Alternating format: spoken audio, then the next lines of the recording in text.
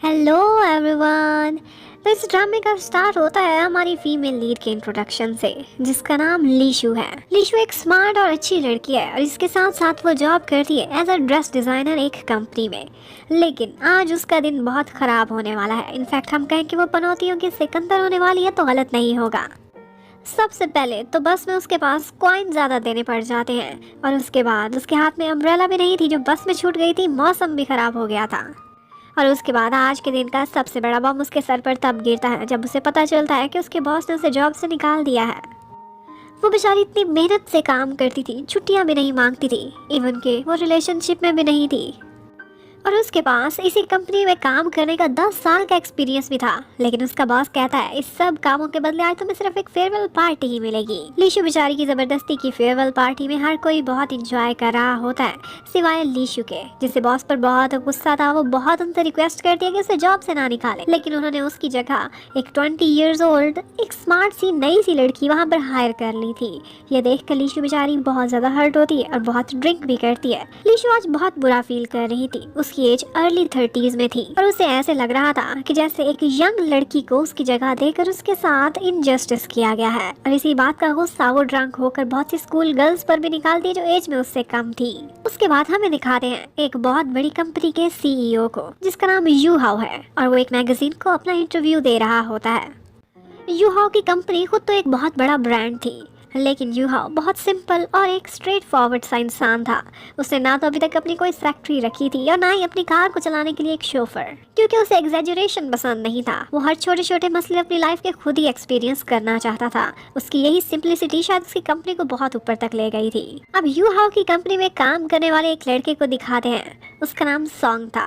Song बहुत young और energetic type का लड़का था। काम पे हमेशा ही वो बहुत ज़्यादा एफर्ट करता था। इतना जल्दी जल्दी हर काम को करता था कि अक्सर वो काम उल्टे ही हो जाते थे।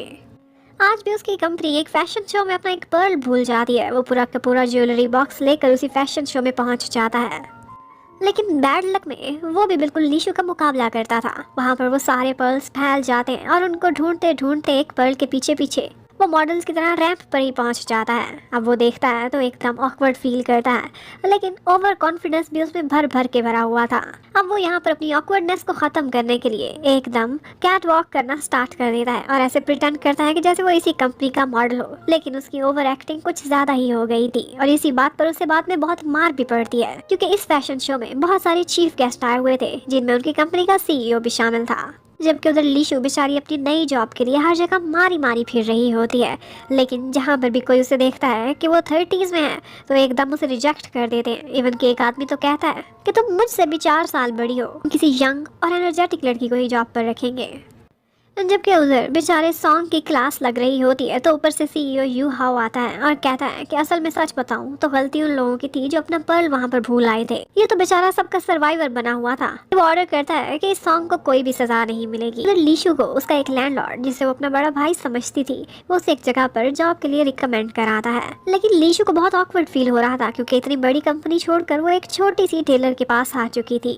वो टेलर थोड़ी देर के लिए उसे जॉब पर छोड़कर एक काम से बाहर जाती है और यहाँ पर लीशु की छोटी बहन जैन पहुंच जाती है जो उसे देख लेती है। जैन थोड़ी सी और तबीयत की थी। वो एक दफा शरारतों में वहां से एक ड्रेस ही चुरा कर निकल जाती है जो उसे बहुत पसंद आया था। उसे लगा था उसकी सिस्टर का स्टोर है वो संभाल लेगी, लेकिन एक्चुअली जब वो टेलर वापस आती है तो उस पर बहुत गुस्सा करती है और उसे चोर और पता नहीं क्या क्या कहकर बहुत मारती है और कहती है कि हर हाल में वो ड्रेस वापस आना चाहिए। अब उसी ड्रेस की तलाश में लीशु अपनी बहन जन के पीछे पीछे होती है। उसे पता चलता है कि वो एक क्लब में गई हुई है और इत्तेफाक से उसी क्लब में सॉन्ग भी आया होता है अपने एक फ्रेंड के साथ। जन जैसे ही वहाँ पर लीशु को देखती है तो उस ड्रेस को उस लड़के को पकड़ा देती है। वो लड़का आगे सॉन्ग को पकड़ा देता है और लीशु वो तो उस ड्रेस के पीछे पीछे सॉन्ग के सामने आकर खड़ी हो जाती है, उसे छीनने लगती है। वो दे नहीं रहा था कि उस लड़की की अमानत है। और इनकी इसी तरह की फाइट में एकदम से लीशु पीछे गिरती है और एक ड्रिंक उड़ती हुई उसके बाद नीचे गिरती है। कपड़े भी खराब हो जाते हैं और साथ ही साथ इतना बवाल मचता है कि उस नाइट क्लब में ही आग लग जाती है। अब नेक्स्ट सीन में एक गैंगस्टर टाइप के इंसान ने उन दोनों को पकड़ा हुआ था जो दोनों फाइट कर रहे होते हैं और वो उनको कहता है कि 5 लाख का मेरा साउंड सिस्टम था जो जला है, ये पे कर दो और फिर तुम लोग जा सकते हो। अब ये सुनकर दोनों बैड लक के मास्टर सॉन्ग और लीशु आपस में लड़ रहे होते हैं, एक दूसरे पर इल्जाम डाल रहे थे। इतने में उनको एक विंडो नजर आती है जहाँ से वो भाग सकते हैं। लीशु पहले उस विंडो में चढ़ जाती है और वादा करती है कि सॉन्ग को वो पकड़कर बाहर निकालेगी। लेकिन जैसे ही सॉन्ग ने बाहर निकलना था, लीशु को उसे छोड़कर जाना पड़ता है क्योंकि कुछ शोर की वजह से उन गैंगस्टर बॉयज ने उनको देख लिया था। अब लीशु तो वहाँ से भाग गई थी और सॉन्ग बेचारा बहुत बुरी तरह से पिट गया था। उसके ऊपर 5 लाख का लोन चढ़ चुका था उन्हीं गैंगस्टर्स की तरफ से। अब उसे जागते हुए भी बुरे बुरे सपने आ रहे होते हैं। हर मीटिंग में, ऑफिस में, हर जगह वो यही सोच रहा होता है कि वो इतना कर्जा कैसे चुकाएगा। और साथ ही साथ उसके दिल से बददुआएं निकलती हैं लीशु के लिए, क्योंकि उसे लगता था ये सारा कुछ उसकी वजह से हुआ है। तो जबकि लीशु घर जाकर अपनी बहन पर गुस्सा करने लगती है और उसकी बहुत सी चीजें भी तोड़ती है। कहती है तुम्हारी वजह से मुझे इतना नुकसान हुआ है। लेकिन हमेशा की तरह से मॉम आती है और जन की ही साइड लेने लग जाती हैं। वो लीशु को ही गलत कहती हैं। और जब उनको पता चलता है कि उनकी बेटी फायर भी हो चुकी है, तो उसको बजाय तसल्ली देने के वो कहने लगती है कि तुम्हें अपनी बहन से लड़ाई करने की बजाय नई जॉब तलाश करनी चाहिए। अब लीशु बहुत ज़्यादा सैड हो गई थी। एक्चुअली उसकी लाइफ का एक और रुख भी था। उसकी मॉम ही उसकी सिंगल पेरेंट थी और छोटे होते ही बहुत मुश्किलों से और गरीबी की हालत में उन्होंने उसे पाला था। लीशु को शुरू से ही अपनी रिस्पॉन्सिबिलिटीज का एहसास था। वो स्कूल के ज़माने से ही ड्रेस डिज़ाइनिंग में बहुत अच्छी थी और उसका एडमिशन एक बहुत बड़ी यूनिवर्सिटी में हो गया था। लेकिन अपनी फैमिली रिस्पॉन्सिबिलिटीज़ की वजह से उसने इनकार कर दिया, बल्कि अपनी मॉम को सपोर्ट किया एक छोटी सी जॉब करके। और इसी वजह से उसने कभी अपनी लाइफ में कुछ स्पेशल देखा ही नहीं था। वो रिलेशनशिप में भी कभी नहीं थी, कभी डेट नहीं किया था, क्योंकि पहले वो अपना कैरियर बनाना चाहती थी। थोड़ी देर बाद लीशु देखती है कि उसके एरिया में जगह जगह उसके पोस्टर्स लगे हुए हैं। सीसीटीवी में से उसकी फ़ोटो लेकर उसी लड़के सॉन्ग नहीं जगह जगह पोस्टर चिपकाए हुए थे कि ये लड़की वांटेड है। अब लीशु उसे फ़ोन करती है, उसे धमकाती है कि प्लीज़ आइंदा मेरे पोस्टर ना पोस्ट करना, ये सारी तुम्हारी गलती थी, तुम्हारी वजह से ही वहाँ पर आग लगी थी। और बेचारा सॉन्ग, उसे तो इस लोन की वजह से अपनी प्यारी बाइक भी बेचनी पड़ जाएगी। लीशु परेशान सी जब घर वापस आती है तो उसकी सिस्टर जैन उसे कहती है कि तुम थोड़ी सी भी परेशान ना हो, क्योंकि मुझे एक नया मॉडलिंग कॉन्ट्रैक्ट मिलने वाला है, उसके बाद मैं बहुत सारे पैसे कमाऊँगी। लेकिन अगले ही दिन सुबह ही सुबह उसे पता चलता है कि ये मॉडलिंग कॉन्ट्रैक्ट वो उसी के ही गले डाल के जा रही है। एक्चुअली उसे एक और जगह काम मिल गया था। वो चाहती थी कि उसकी सिस्टर उसकी जगह एक मॉडलिंग कॉन्ट्रैक्ट पर चली जाए। अब लीशु को फ़ौरन से लग रहा था कि ये काम मैंने कभी भी नहीं किया। हील्स कैसे पहनूंगी, कपड़े कौन से पहन के जाऊंगी, और क्या मैं एज में इतनी कम लगती हूँ। लेकिन वाकई उसका बेबी फेस था। उसकी मॉम कहती है कोई भी नहीं पहचान पाएगा कि तुम जन से इतनी बड़ी हो, हर कोई तुम्हें मॉडलिंग कॉन्ट्रैक्ट दे देगा। अब लीशु उसी स्टाइल कंपनी में आई हुई थी जहाँ का CEO यूहाओ था, और उसने एक फनी सी स्कर्ट पहनी होती है जो रास्ते में उतर जाती है, उसे पता ही नहीं चलता, और वो एलिवेटर में घुस जाती है यूहाओ के साथ। और जब वो उसे रियलाइज़ कराता है कि उसके साथ क्या हाल हुआ है, तो वो बहुत शर्मिंदा होती है। उसे समझ नहीं आ रही थी कि उसके फेस को छुपाए या खुद को छुपाए। अब वो शर्मिंदा शर्मिंदा सी किसी तरह से वापस जाती है और अपनी स्कर्ट पहनकर दोबारा से वहाँ पहुँच जाती है। वहाँ की मैनेजर उसे देखते ही उस पर गुस्सा करने लगती है। कहती है कि तुमने CV में झूठ लिखा है। अब लीशु को लगा था कि ये मेरी एज की वजह से मुझे पकड़ने वाली है, लेकिन नहीं, एज तो वो एकदम 20s की ही लगती थी। वो उसे हाइट की वजह से पकड़ लेती हैं। अब लीशु को तो हर हाल में काम चाहिए था और पैसे कमाने थे, क्योंकि उसके पास रेंट और खाने पीने के पैसे भी नहीं थे। लेकिन लीशु को ये नहीं पता था कि इसी कंपनी में सॉन्ग में काम करता है, जो कि आजकल उसकी जान का दुश्मन बना हुआ है। अब लीशु यहाँ पर उनके कपड़ों की मॉडलिंग के साथ साथ उनकी ऑड जॉब्स भी किया करेगी। इतने में वहाँ पर CEO भी विजिट करने के लिए आ जाता है, और यूहाओ जैसे ही उसे देखता है, लीशु वहाँ की टेम्परेरी मॉडल कुछ अजीब अजीब सी हरकतें करना स्टार्ट कर देती है। उसने कभी भी मॉडलिंग नहीं की थी, उसे कोई भी पोज ढंग से आता ही नहीं था। यूहाओ को लगता है कि सुबह एलिवेटर वाला इंसिडेंट, उसके बाद ये हरकतें, ऑफ कोर्स ये लड़की कोई नमूना ही लग रही थी। इतने में वो लोग जब वहाँ से जा रहे होते हैं तो सबके सामने वो यूहाओ को रोकती है और उसे वही मैगजीन वापस करने लगती है जो उस टाइम पे उसने उसे कवर करने के लिए दी थी। लीशु को ऑफिस में बहुत से छोटे छोटे काम करने पड़ते थे, जैसे कॉफ़ी बनाना और जॉब्स करना। इसी तरह से वो कॉफ़ी बना रही थी, डिस्पेंसर खाली था। इतनी बड़ी वो केन कैसे उठाती, सॉन्ग सोचता है इतनी स्टाइलिश सी नई सी मॉडल खड़ी है, क्यों ना मैं इसकी हेल्प करूं। लेकिन जैसे ही वो उसका फेस देखता है तो वो हैरान रह जाता है। ये तो वही वांटेड गर्ल है जिसकी उसे इतनी तलाश। लीशु भी गुस्से में उसके ऊपर बॉटल गिराती गिराती खुद ही उसके ऊपर गिर जाती है। अब वो दोनों बहुत एम्बैरस होते हैं, और उसके बाद सॉन्ग तो उसे पकड़ लेता है और उसे कहता है कि मेरे पैसे वापस चुकाओ। 5 लाख का नुकसान हुआ था, 2.5 लाख तुम दोगी, 2.5 लाख मैं। और इसके साथ साथ वो बहुत दुखी भी हो जाता है और कहता है पता है तुम्हारी वजह से मुझे अपनी पत्नी को बेचना पड़ा, और मेरी नज़रों के सामने कोई फोर्सफुली मेरी बाइक को राइड करता हुआ मेरी पत्नी को मुझसे दूर ले गया। लीशु पहले तो सीरियस होने लगती है, लेकिन जब उसे पता चलता है कि अपनी बाइक को अपनी पत्नी कह रहा था, तो वो कहती है अब तो कंफर्म हो गया तुम एक साइकोपैथ हो, इसकी तुम मुझे क्या कॉम्पनसेशन दोगे। अब लीशु आगे से उससे झगड़ा करने लगती है और कहती है मेरी रेपुटेशन का क्या, जगह जगह तुमने मेरे पोस्टर लगवा दिए कि मैं वांटेड हूँ। उनकी लड़ाई तो खत्म होनी नहीं थी, लेकिन इतने में एक मीटिंग का टाइम हो जाता है। वहाँ पर लीशु एज अ मॉडल उनके कुछ ड्रेसेस को प्रेजेंट कर रही होती है और इस मीटिंग में भी जहाँ पर मौका मिलता था सॉन्ग उसे जान से मारने की धमकियाँ देता रहता है। इतने में यू हाओ को एक कॉल आती है कि मैकेनिक उसकी कार वापस लेकर आ गया है क्लीनिंग करने के बाद, लेकिन वो अपनी कार चेक करता, इसके लिए वो थोड़ा सा बिजी था। इतने में लीशु को उसकी एक एम्प्लॉई अपनी हेल्प करने को कहती है कि प्लीज पार्किंग में जाओ और मेरी गाड़ी से कुछ सामान लेकर आ जाओ। अब लीशु बहुत मजे से जब पार्किंग में जाती है तो वहाँ पर एक आदमी खड़ा होता है जो उसे सीईओ की गाड़ी की चाबियां दे देता है, कहता है अपने बॉस को दे देना। लीशु ने इतनी प्यारी कार पहली दफा अपने इतने करीब से देखी थी, उसके हाथ में कीज भी थी, तो वो मौके से फायदा उठाकर एक दफा उसमें बैठकर थोड़ा मजा ही ले रही होती है कि इतने में सॉन्ग आ जाता है और कहता है कि अच्छा तुम तो बहुत अमीर हो और मुझसे झूठ बोलती हो कि तुम्हारे पास थोड़े से भी पैसे नहीं। लीशु बहुत एक्सप्लेन करने की कोशिश करती है, लेकिन वो उसकी एक भी नहीं सुनता और कहता है कि अब तुम्हें पता चलेगा कि मैंने कितना दर्द सहा है अपनी बाइक से दूर होने का। इसके साथ ही वो अपनी जेब से कीज निकालता है और उस गाड़ी पर स्क्रैच डालना स्टार्ट कर देता है। और उसी समय यू हाओ भी वहाँ पहुँच चुका था। वो फौरन से सॉन्ग को कहता है कि क्या तुम्हारी मुझसे कोई स्पेशल दुश्मनी है, तुम कैसे बेदर्दी से मेरी कार पर स्क्रैचिंग कर सकते हो।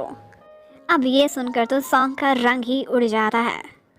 अब बस फिर क्या, वो लोग तो सीईओ से माफिया मांग रहे होते हैं, लेकिन आगे से यू हाओ कहता है कि माफी तो नहीं मिलेगी, कंपनसेशन देनी पड़ेगी, रिपेयरिंग कॉस्ट तुम ही बेयर करोगे। अब सॉन्ग को इतना गुस्सा आ रहा था, वो लीशु से कहता है ये भी तुम्हारी वजह से हुआ है, अगर तुम गर्ल ना होती तो मैं अभी तक तुम्हें पंच कर चुका होता, कोई शक्ल भी ना पहचानता तुम्हारी। और उसके फॉरहेड पर अपना अकाउंट नंबर पेस्ट करके कहता है कि जल्दी से जल्दी मेरे पैसे वापस करो। लेकिन लीशु कहती है अगर तुम मारना चाहते हो तो बेशक मार लो, लेकिन पैसा मेरे पास एक भी नहीं है। लेकिन सॉन्ग भी किसी से कम नहीं था। अब वो दोनों इकट्ठे काम करते थे तो उसने भी एक तरीका निकाल लिया था उससे पैसे निकलवाने का। वो अक्सर उसकी ड्रिंक्स उठाकर भाग जाता था, इसके साथ साथ उसकी ग्रोसरीज में अपना भी बिल ऐड करा दिया करता था। इवन कि वो उसी के कार्ड पर बस में ट्रैवल भी कर लिया करता था। उसने यही प्लान किया हुआ था कि चलो इसी बहाने थोड़े थोड़े करके कुछ पैसे तो वो रिफंड करा ही लेगा। और उसके बाद हमें यू हाओ को दिखाते हैं। उसकी लाइफ कुछ सिंपल नहीं थी, वो एक डिवोर्सी था, इवन कि उसकी एक छोटी सी बेटी भी थी जो कि अपनी मॉम की कस्टडी में थी। जबकि लीशु बेचारी उसी ऑफिस में एज अ ट्रेनी थोड़े से अरसे के लिए काम करने आई थी, लेकिन सारे ही अपनी हैसियत के मुताबिक जितना काम उसे निकलवा सकते थे निकलवाते रहते थे। हर कोई अपना छोटा बड़ा काम उसी से कराता था, उसे सारा दिन भगाया जाता था, इसके साथ साथ बातें भी सुनाई जाती थी। और सॉन्ग तो वैसे ही समझता था कि उसका लीशु पर बहुत अधिकार है, क्योंकि उसने उसका डेप्ट जो पे करना था। वो उससे कहता है कि सीईओ की गाड़ी की रिपेयर के लिए 50,000 चाहिए, मेरा ये ब्रांडेड बैग तुम मॉल में जाकर वापस करके आओ और पैसे लेके आओ। अब लीशु जैसे ही ये काम करने के लिए जा रही होती है तो वहाँ पर मॉल में उसे अपनी एक स्कूल की फ्रेंड नजर आती है जिसका नाम जॉन था।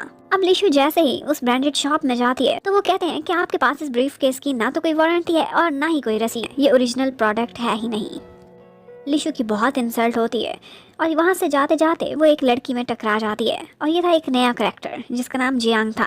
उस लड़की को कुछ मिसअंडरस्टैंडिंग हो जाती है, उसका क्रेडिट कार्ड मिसिंग था, तो वो वापस से सिक्योरिटी को कहकर लीशु को अंदर बुलवाती है। और शॉप की सारी सेल्स गर्ल्स उनको सबको यही लगता था कि शायद लीशु ने ये चोरी की है। वो उसकी तलाशी लेती हैं, पॉकेट्स, बैग, हर चीज़ चेक करती हैं। लीशु को बहुत एम्बेरसमेंट होती है और वो लड़की बहुत खड़ूस लग रही थी उसे। लेकिन इन दी एंड जियांग देखती है कि उसका वॉलेट तो उसकी कार में ही रह गया था। वो बहुत कोशिश करती है, लीशु को बुलाकर उसे सॉरी करना चाहती थी, लेकिन लीशु दूर निकल गई थी। अब लीशु जाकर बताती है गुस्से में सॉन्ग को कि तुम्हारी वजह से मुझे कितनी एम्बेरसमेंट उठानी पड़ी है, नकली बैग लेकर आ गए। लेकिन सॉन्ग को लगता था कि उसके फ्रेंड ने उसे गिफ्ट किया है, ये यकीनन ब्रांडेड होगा, तो गुस्सा वो सारा एक कॉफी उसके ऊपर फेंक कर निकालती है। उसने प्रेजेंटेशन देनी थी, उसका सूट खराब हो गया था, उसे भी गुस्सा आता है और उनकी इसी फाइट के बीचों बीच वो जब सूप फेंकता है तो लीशु साइड पर हो जाती है और सूप सीधा जाकर गिरता है उनके सीईओ यू हाओ पर। अब सॉन्ग थोड़ी देर बाद शर्मिंदा होकर उनके फेस से सारी पत्तियां उतार रहा होता है और साथ में ये भी कहता है थैंक्स गॉड सूप ठंडा था। वो कहता है कि मैं इतना पनौती कैसे हो सकता हूँ, बहुत रो रहा था और कहता है कि शायद मेरी जॉब ही चली जाएगी, मेरा ड्रेस भी खराब हो गया, मैं आज प्रेजेंटेशन कैसे दूंगा। लेकिन लीशु को अब वाकई उस पर रहम आ गया था, क्योंकि उसे लगता था कि ये मेरे से भी ज्यादा बैड लक का किंग है। वो उसे तसल्ली देती है और उसे चुप कराने के लिए अपनी पॉकेट से एक लॉलीपॉप निकाल कर भी उसे दे देती है और उससे कहती है प्रेजेंटेशन के लिए मैं तुम्हें रेडी करूंगी, तुम्हारा ड्रेस मैं बना कर दूंगी, लेकिन इसके बदले में तुम मुझसे वो पैसे नहीं मांगोगे जो तुम बार बार मांगने आते हो। अब लीशु तो एक ड्रेस डिजाइनर थी, वो उनके डिजाइनिंग वाले डिपार्टमेंट में जाती है और वहाँ से एक सुइंग मशीन बोरो करके कुछ डिजाइनिंग करना स्टार्ट कर देती है। और उसके बाद आता है जियांग का सीन, जो आज कंपनी में आई हुई थी। और यहाँ पर हमें पता चलता है कि जियांग यू हाओ की कज़न है और बहुत अरसा अब्रॉड रहने के बाद वो अब वापस आई है। उसका यू हाओ पर क्रश है क्योंकि यू हाओ ऑफ कोर्स अब सिंगल भी हो चुका है। वो इतने अरसे बाद यू हाओ से मिली थी और उसकी बेटी के लिए एक डॉल भी लेकर आई थी। वो एक्चुअली उन दोनों का दिल जीतना चाहती थी ताकि फ्यूचर में उनका रिलेशनशिप बन सके।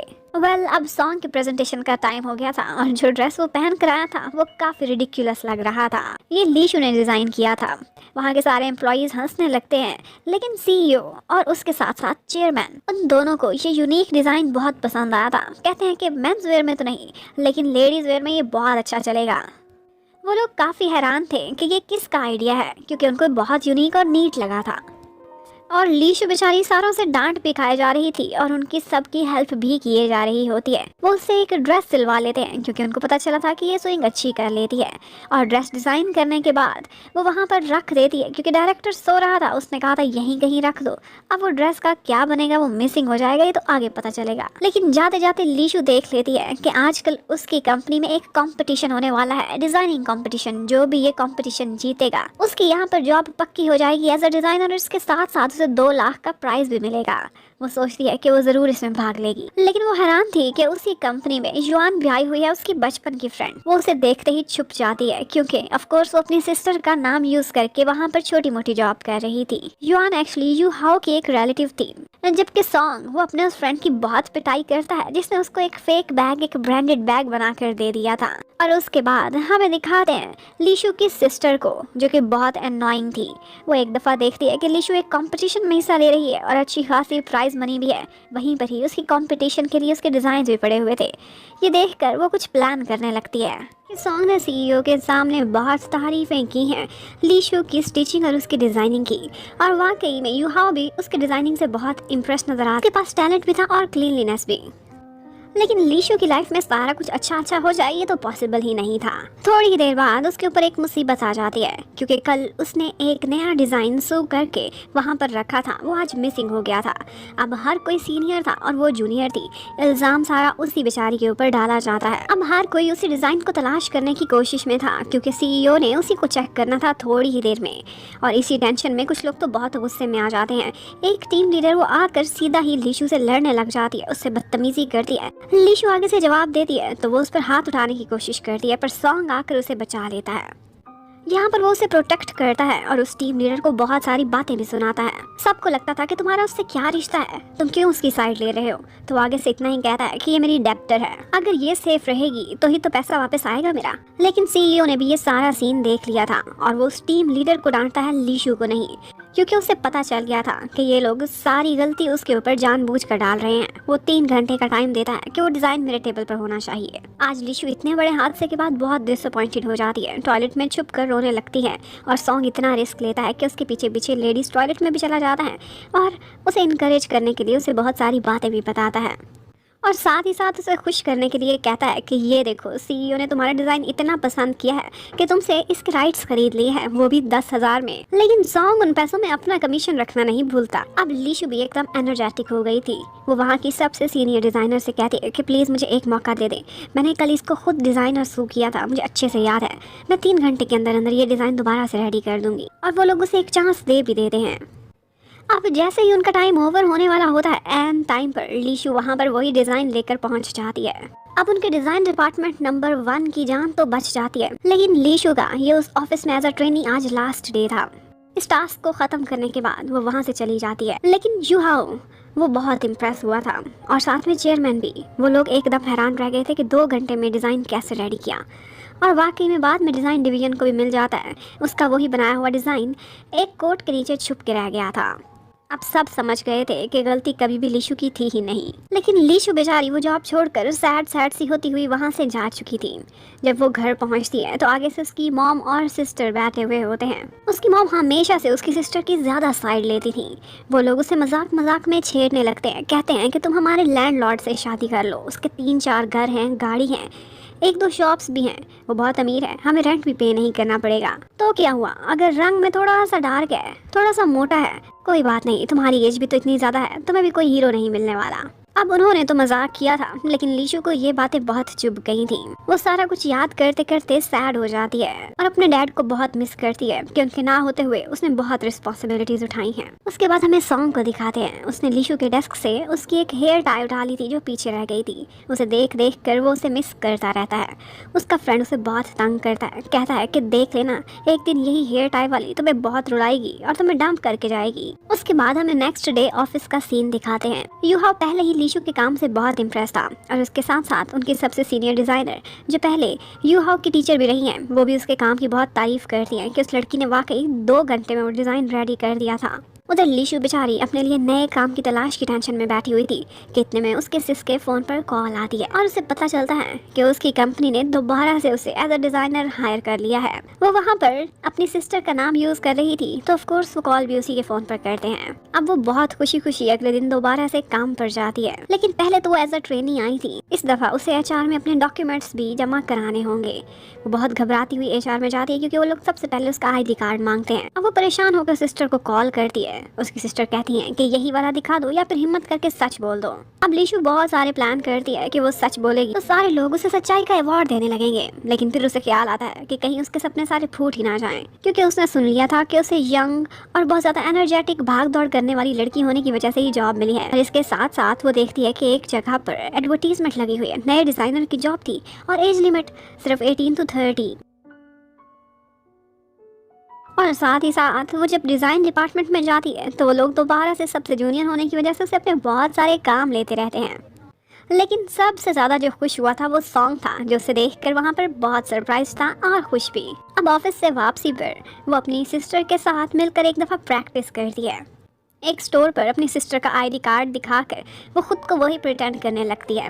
हेयर स्टाइल का थोड़ा डिफरेंस था, लेकिन फ़ोटो बहुत छोटी थी, वो लोग पकड़े ही नहीं गए थे। और अब वो ऐसा करती है कि वही आईडी कार्ड जाकर अगले दिन एचआर में दे देती है। वो लोग गौर तो करते हैं कि हेयर स्टाइल डिफरेंट है, लेकिन फिर वो कुछ भी नहीं कहते।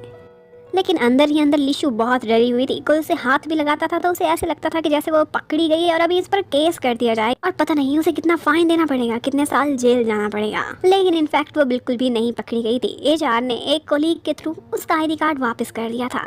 इवन कि वो कोलीग उसे ये भी कहती है कि ये क्या, तुम अब ज़्यादा प्यारी हो गई हो, ये पुरानी फ़ोटो की निस्बत तुमने कौन से प्लास्टिक सर्जन से अपनी नोज जॉब कराई है। उसके बाद नेक्स्ट सीन में हमें दिखाते हैं कि लीशु एक दफ़ा एक काम से एक स्टोर पर कुछ डॉक्यूमेंट्स लेने के लिए गई हुई होती है।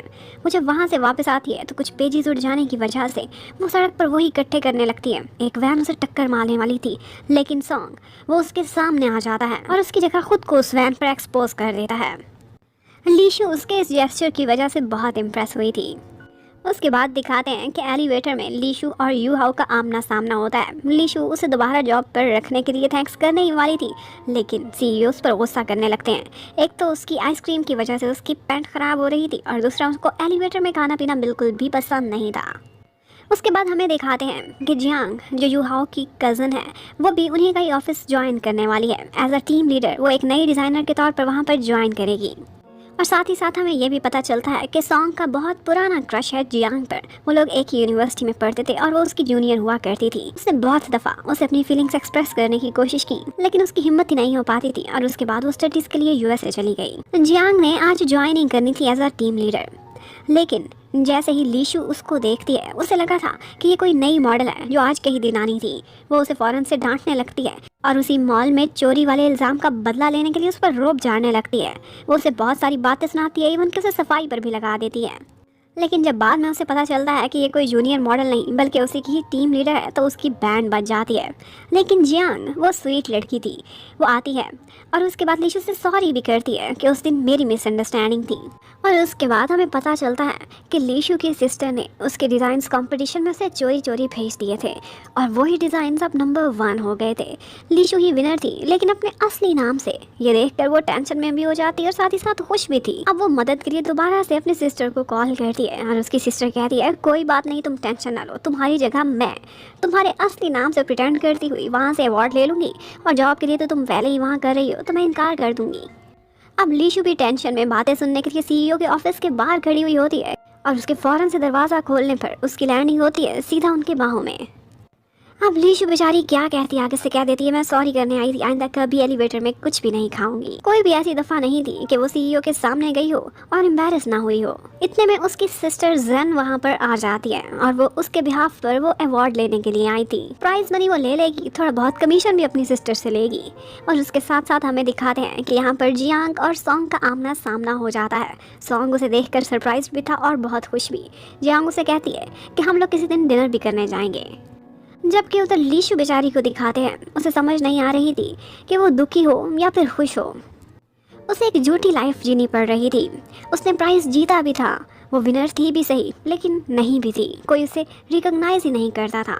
और साथ ही साथ एक मैगजीन पर जियांग की फोटो देखती है तो वो बहुत सैड हो जाती है कि जैसे ये एक बड़ी डिज़ाइनर है, काश मैं भी अपनी लाइफ खुद ही डिज़ाइन कर पाती। और इसके साथ साथ ही लीशु की लाइफ में एक और टेंशन भी आ जाती है, क्योंकि सॉन्ग को पता चलता है कि उनके डिस्प्लेज किसी और को दिए जा रहे हैं एक मॉल में, और उसके लिए उनको एक काम करना पड़ेगा, वहाँ के टीम लीडर को पटाना पड़ेगा। वो टीम लीडर आजकल एक ब्लाइंड डेट पर 25 ईयर्स की लड़की के साथ जाना चाहता था। तो लीशु का पूरा डिवीजन उसकी मिन्नतें करने लगता है कि हमें अपनी डिस्प्ले लोकेशन वापस मिल जाएगी, प्लीज़ एक दफ़ा उसके साथ ब्लाइंड डेट पर चली जाओ। वैसे भी वो बहुत सुंदर भी थी, लेकिन वो सारे लोग ऑफर करते हैं कि अगर तुम हमारी ये बात मान जाओ तो हम कभी भी तुमसे कोई भी और जॉब्स नहीं कराएंगे। तो अब लीशु को ना चाहते हुए भी ये बात माननी पड़ती है और वो लोग अपना ही डिज़ाइन किया हुआ एक ड्रेस से ट्राई करने को कहते हैं, जो कि वो ब्लाइंड डेट पर पहनकर लीशु वही डिज़ाइनर ड्रेस पहनकर जब बाहर निकलती है तो सारे उसे देखकर हैरान रह जाते हैं। वो बहुत सुंदर लग रही थी और सॉन्ग उसे अपने साथ फिर ब्लाइंड डेट पर ले जाता है, जहाँ पर वो दोनों बैठे मिस्टर आन का वेट कर रहे थे। और सॉन्ग वो तो बस मुंह खोले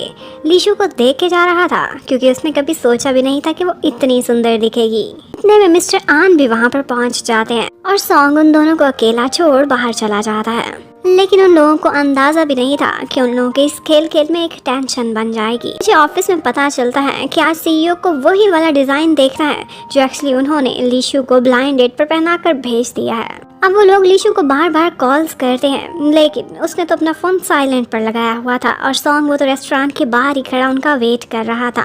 वो किसी तरह से लीशु को बाहर पकड़ कर लेकर आता है और जल्दी में टैक्सी में बिठाता हुआ अपने साथ ले जाता है।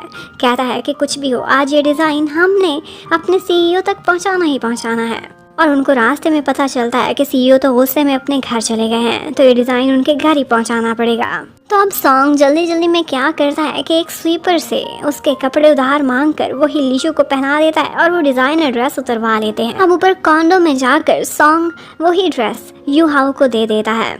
उसके बाद बाहर आता है तो बारिश हो रही थी और उधर से लीशु भी बारिश में पूरी तरह से भीग चुकी थी। तब उसे रियलाइज़ होता है कि उसका फ़ोन तो उसी डिज़ाइनर ड्रेस की पॉकेट में ही रह गया है और अब अपना वही फ़ोन वापस लेने के लिए वो सीईओ के कॉन्डो के अंदर भीगती पहुंच जाती है। ये देखकर यूहाओ को बहुत गुस्सा आता है, क्योंकि वो उसका फर्श गंदा कर रही थी। वो उससे वार्निंग देता है कि इससे आगे तुम एक कदम भी नहीं उठाओगी और खुद उस ड्रेस में से उसका फ़ोन लेने के लिए चला जाता है। अब लीशु यूहाओ के साथ और कोई उल्टा काम ना करे, ये तो पॉसिबल ही नहीं। वो वहाँ पर अपना बैग खोलते बहुत सा चेंज नीचे गिरा देती है। उसके पास इतने कॉइन्स थे जैसा कि किसी भिखारी के पास होते हैं। अब यूहाओ आता है, उसने उसे मूव ना करने का कहा था, तो वो कहती है कि प्लीज़ आप ही मुझे कॉइन्स उठा कर दे दें। अब वो अपने सीईओ से ही अपना चेंज उठवा रही थी और उसके बाद कुछ चेंज उठाते वो फिसलती है और दोनों इकट्ठे ही गिर जाते हैं। लेकिन एन टाइम पर ऊपर से जियांग भी पहुंच जाती है और वो सोचने लगती है कि ये दोनों यहाँ क्या कर रहे हैं। और इसके साथ साथ जाते हुए यूहाओ रोकता है लीशु को और उसको एक अम्ब्रेला भी दे देता है। जियांग ये देखकर बहुत जेलस होती है।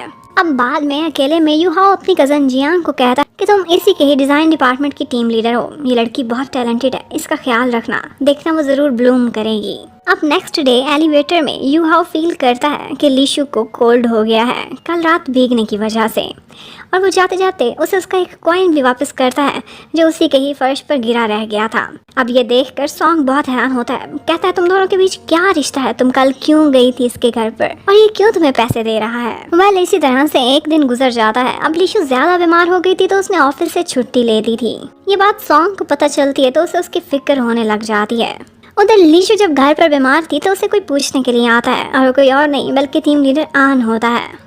आन ने उसके ऑफिस में से किसी तरह से उसका पता निकलवा लिया था। उसे पता चला था कि वो बीमार है तो उसके लिए सूप भी लेकर आया था। सॉन्ग भी दूर खड़ा ये सारा कुछ देख लेता है। वो भी उस टाइम पर लीशु को ही पूछने के लिए वहाँ पर आ रहा था।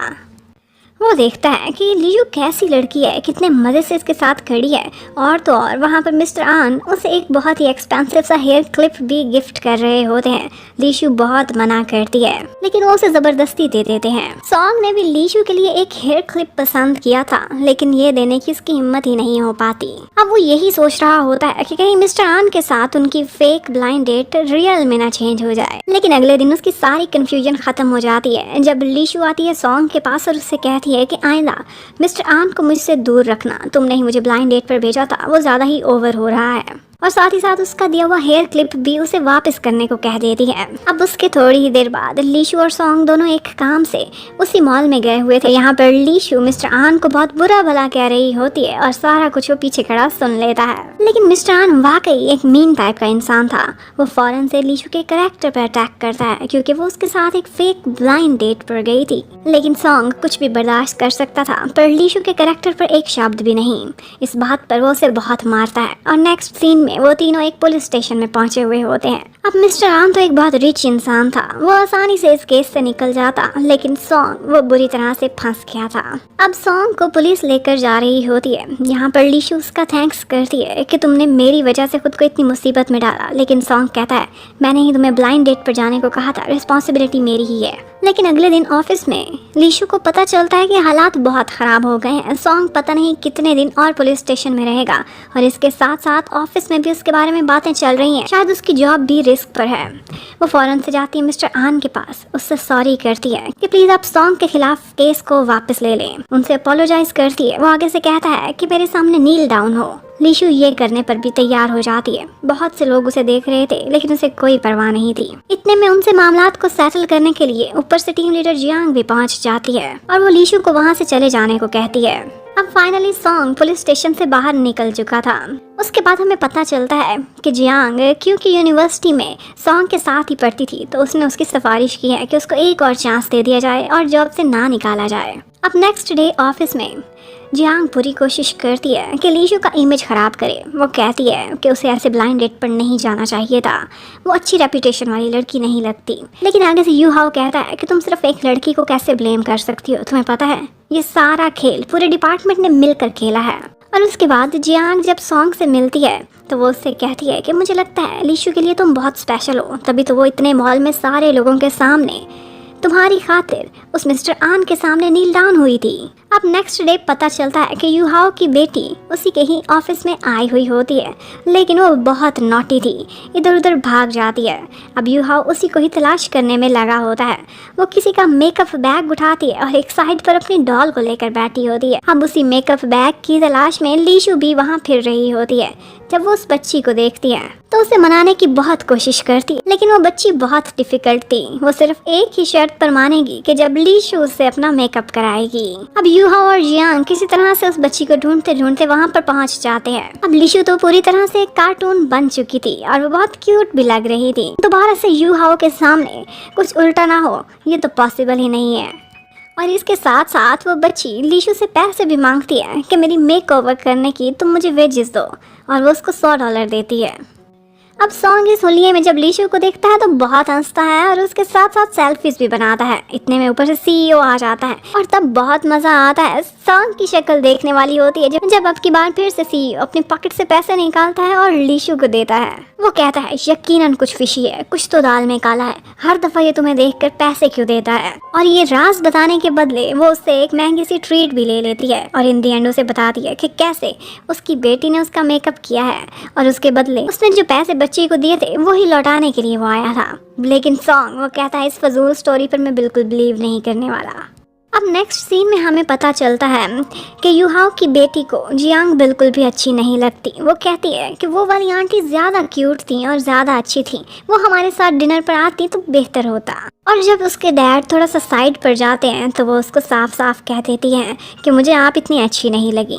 पहले भी बहुत सी गर्ल्स मेरे डैड के साथ मुझे मिलने के लिए आती हैं, जो मेरे डैड के साथ शादी करके मेरी मामा बनना चाहती हैं, लेकिन मुझे आप भी पसंद नहीं आई और ना ही पहले में से कोई। और उसके बाद नेक्स्ट डे लीशु के लिए एक और मुसीबत तैयार थी। वो अपनी सिस्टर के नाम पर काम करती थी और उसकी सिस्टर को लेकर हर जगह यही न्यूज चल रही थी कि वो एक सेड्यूसिंग वुमन है जिसका एक मैरिड मैन के साथ चक्कर चल रहा है। अब ये सारा कुछ लीशु के ऊपर मुसीबत बनकर गिरेगा।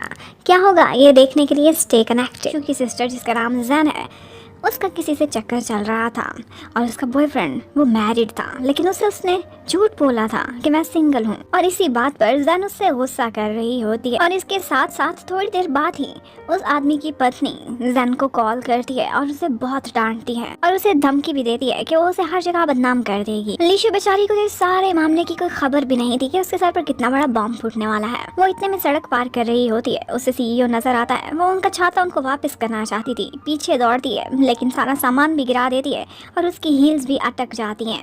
बीच रोड के सारी ट्रैफिक जैम हो जाती है। यहाँ पर यू हाउस की हेल्प के लिए आता है। सबसे पहले तो बिल्कुल एक हीरो की तरह सारी ट्रैफिक को क्लियर कराता है और उसके बाद वो लीशु की हेल्प करने लगता है। उसका शू बहुत बुरी तरह से फंस गया था, लेकिन उसकी हेल्प करते करते वो उसकी हील्स भी तोड़ देता है। और यू हाउ क्या करता है, बीच सड़क में उसे उठाता है और कैरी करता हुआ सड़क पार करा देता है। लेकिन ये सारा सीन उनके कोलीग्स भी देख लेते हैं। यू हाउ के खींचने की वजह से लीशु का जूता टूटा था, तो वो उसको नए शूज दिलाने ले जाता है। लीशु बहुत मना करती है, लेकिन यू हाउ आगे से कह देता है कि तुमने कल मेरी बेटी को खुश किया था और उसके बाद तुम एज अ कंपनसेशन समझो कि मैं तुम्हें ये शूज दिला रहा हूँ। लेकिन उसी समय हमें दिखाते हैं कि ऑफिस में सारों को पता चल जाता है। उनकी कंपनी के ऑफिशियल फोरम पर किसी ने ये न्यूज फैला दी थी कि लीशु जैन एक विकेट लड़की है जिसने एक मैरिड मैन के साथ चक्कर चलाया हुआ है। यू हाउ को फौरन कॉल आती है, उसे भी ये पता चल जाता है, लेकिन लीशु के सामने वो बिल्कुल खामोश रहता है। शूज जो लीशु को पसंद आए थे वो बहुत महंगे थे,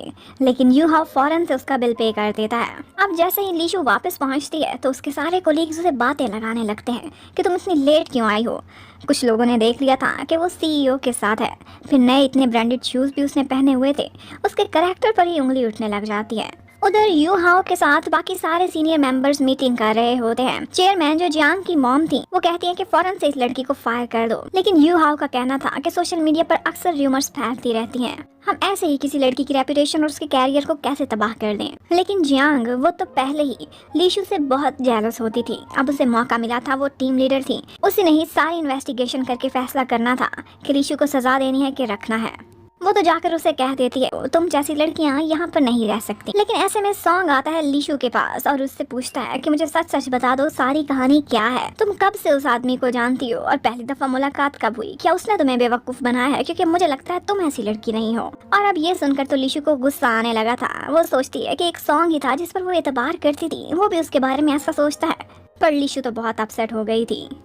वो घर जाती है और फौरन से अपनी सिस्टर से इन्वेस्टिगेशन करने लगती है। वो बताती है कि मुझे नहीं पता था कि वो मैरिड है, वरना मैं उससे कोई रिलेशन ना बनाती। अब लीशु परेशान थी क्योंकि मुसीबत में तो वो फंसी हुई थी। वो सारों को कैसे यकीन दिलाएगी कि वो सच्ची है। उधर यू हाउ की भी कंडीशन डिफरेंट नहीं थी। उसे यकीन नहीं आ रहा था कि लीशु इस टाइप की लड़की होगी, जबकि सॉन्ग वो खाली हाथ नहीं बैठा था। वो पूरा टाइम कोशिश करके उस आदमी तक पहुंचने के लिए रास्ता निकालता है जिसके साथ इस वक्त लीशु का अफेयर चलने की अफवाहें चल रही थी। वो सारी रात उसके घर के बाहर ही बैठा रहता है और जब सुबह सुबह वो आदमी वापस आता है तो वो उससे मिलता है। जबकि ऑफिस में यू हाउ की डिजाइनर टीचर उससे कहती हैं कि मेरे ख्याल से लीशु ऐसी वैसी लड़की नहीं, अगर वो गोल्ड डिगर होती तो ऐसी लड़कियां मटेरियलिस्टिक होती हैं, लेकिन उसके कपड़े भी सिंपल होते हैं और उसके शूज भी। लेकिन जियांग उसने तो फायदा उठाना था इसी मौके का। वो लीशु से जेलस होती थी तो फौरन से उसके पास जाती है और कहती है कि मुझे पता चल गया है कि उस लड़के को भी तुम्हारी वजह से अपनी कंपनी से जॉब से निकाल दिया गया है, बस इतना ही प्रूफ काफी है, तो अपना सामान उठाओ और यहाँ से निकलने ही करो। वो अपनी पावर्स यूज करती हुए उसे फायर कर देती है। जबकि उसी टाइम पर ऊपर सीईओ को एक ईमेल मिलती है। वो जैसे ये मैसेज देखता है तो वो दौड़ लगा देता है नीचे की तरफ। एलिवेटर भी नहीं मिलती तो स्टेयर से दौड़ता हुआ जाता है और लीशु को एन टाइम पर ऑफिस से निकलते हुए रोक देता है और अपने साथ चलने को कहता है। अब वो उसे वापस ऑफिस में लेकर आ गया था और कहता है कि मिसअंडरस्टैंडिंग हुई थी, मुझे उसी लड़के ने सारा कुछ क्लियर कर दिया है और अब लीशु दोबारा से यहीं पर ही काम करेगी। फिर हमें फ्लैशबैक में दिखाते हैं कि एक्चुअली सॉन्ग उसी आदमी के पास गया था, उसे लीशु की फोटो दिखाई थी, लेकिन वो देखकर कहता है कि इस लड़की को तो मैं जानता भी नहीं हूँ। तो सॉन्ग ने उसी को कहलवा कर सीईओ को ईमेल कराई थी और साथ ही साथ उसकी वाइफ को भी मिसअंडरस्टैंडिंग खत्म की थी कि जिस लड़की को तुम डैमेज कर रही हो वो तो वो लड़की ही नहीं है। और जब यही मैसेज दोनों की तरफ से यू हाओ को मिला था और साथ ही साथ अपॉलोजीज भी थी कंपनी के ऑफिशियल फॉरम पर, इसी वजह से उसने उसे ना फायर करने का फैसला किया। लेकिन फिर भी ऑफिस में हर तरफ गॉसिप्स चल रही थी कि अगर धुआं उठता है तो ज़रूर आग भी होती है। और वैसे भी उन्होंने यू हाओ और लीशु का वो सड़क क्रॉस करने का सीन भी देखा था। वो सोचते हैं कि अब लीशु का निशाना शायद सीईओ है, क्योंकि वो सिंगल है और रिच भी। ये सब बातें लीशु सुन लेती है और बहुत दुखी हो जाती है। जबकि जियांग वो आज सारी अपनी टीम को एक ऑफिशियल डिनर पर लेकर जाती है, लेकिन वो नहीं चाहती थी कि लीशु साथ आए। अब लीशु बेचारी बिल्कुल ही खामोश हो जाती है। वो अकेली ही बैठकर डिनर करेगी और थोड़ा एक्स्ट्रा वर्क भी। अब वो ऑफिस में बहुत देर बैठकर अपनी डिज़ाइनिंग को इम्प्रूव करती रहती है और उस टाइम पर बाकी सारे लोग डिनर कर रहे होते हैं। ऑफिस में सिर्फ यू हाओ होता है। यू हाओ लीशु को वहीं पर सोते हुए देख लेता है। उसे वो बहुत क्यूट लग रही थी। वो उसका डिज़ाइन देखना चाहता था, लेकिन लीशु की आंख खुल जाती है। अब यू हाओ एम्बैरस होकर उसी पर ही गुस्सा करने लगता है। कहता है कि मुझे ऑफिस में सोना बिल्कुल पसंद नहीं, इसीलिए मैं तुम्हें एक वार्निंग देने आया था। और फिर उसे अपने साथ ज़बरदस्ती उसे डिनर पर भी जाने को कहता है, जहाँ पर जियांग ने यू हाओ को भी इनवाइट किया था। उसे ज़बरदस्ती अपने साथ ले जाता है और लीशु को यू हाओ के साथ आते देख जियांग का मूड खराब हो जाता है। वहाँ पर सारे कोलीग्स मिलकर किसी तरह से अपनी सबसे ज़्यादा जूनियर लीशु को बहुत ज़्यादा ड्रिंक करा देते हैं।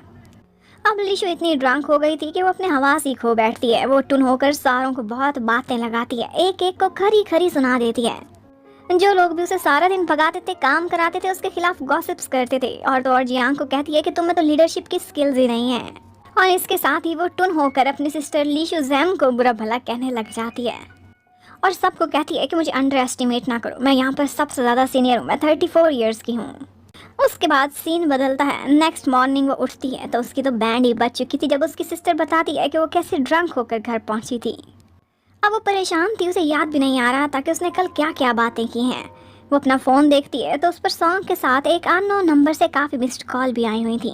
अब जैसे ही वो ऑफिस पहुंचती है, सारे सीनियर्स उसे घेर लेते हैं और उसकी वो बैंड बजाते हैं, उसे बहुत बातें सुनाते हैं जो कल उनको बातें सुना रही थी। वो सारों से अपॉलॉजीज करती है और शर्मिंदा भी होती है, लेकिन उसकी सिस्टर ने मामला संभाल लिया था। सब कोलीग्स को यही बताया था कि ड्रंक होकर इसमें बहुत सारी पर्सनैलिटीज आ जाती हैं, अपना नाम भी भूल जाती है। लेकिन सॉन्ग उसे बताता है, तुम ड्रंक हो गई थी, मैं तुम्हें घर ले जाने लगा था, लेकिन तुम गायब हो गई। बाद में तुम्हारी घर पहुंचा तुम्हारी खैरियत पता करने तो तुम टैक्सी में किसी लड़के के साथ बैठी हुई थी और वहाँ से निकल कर उसे लव यू कह रही थी।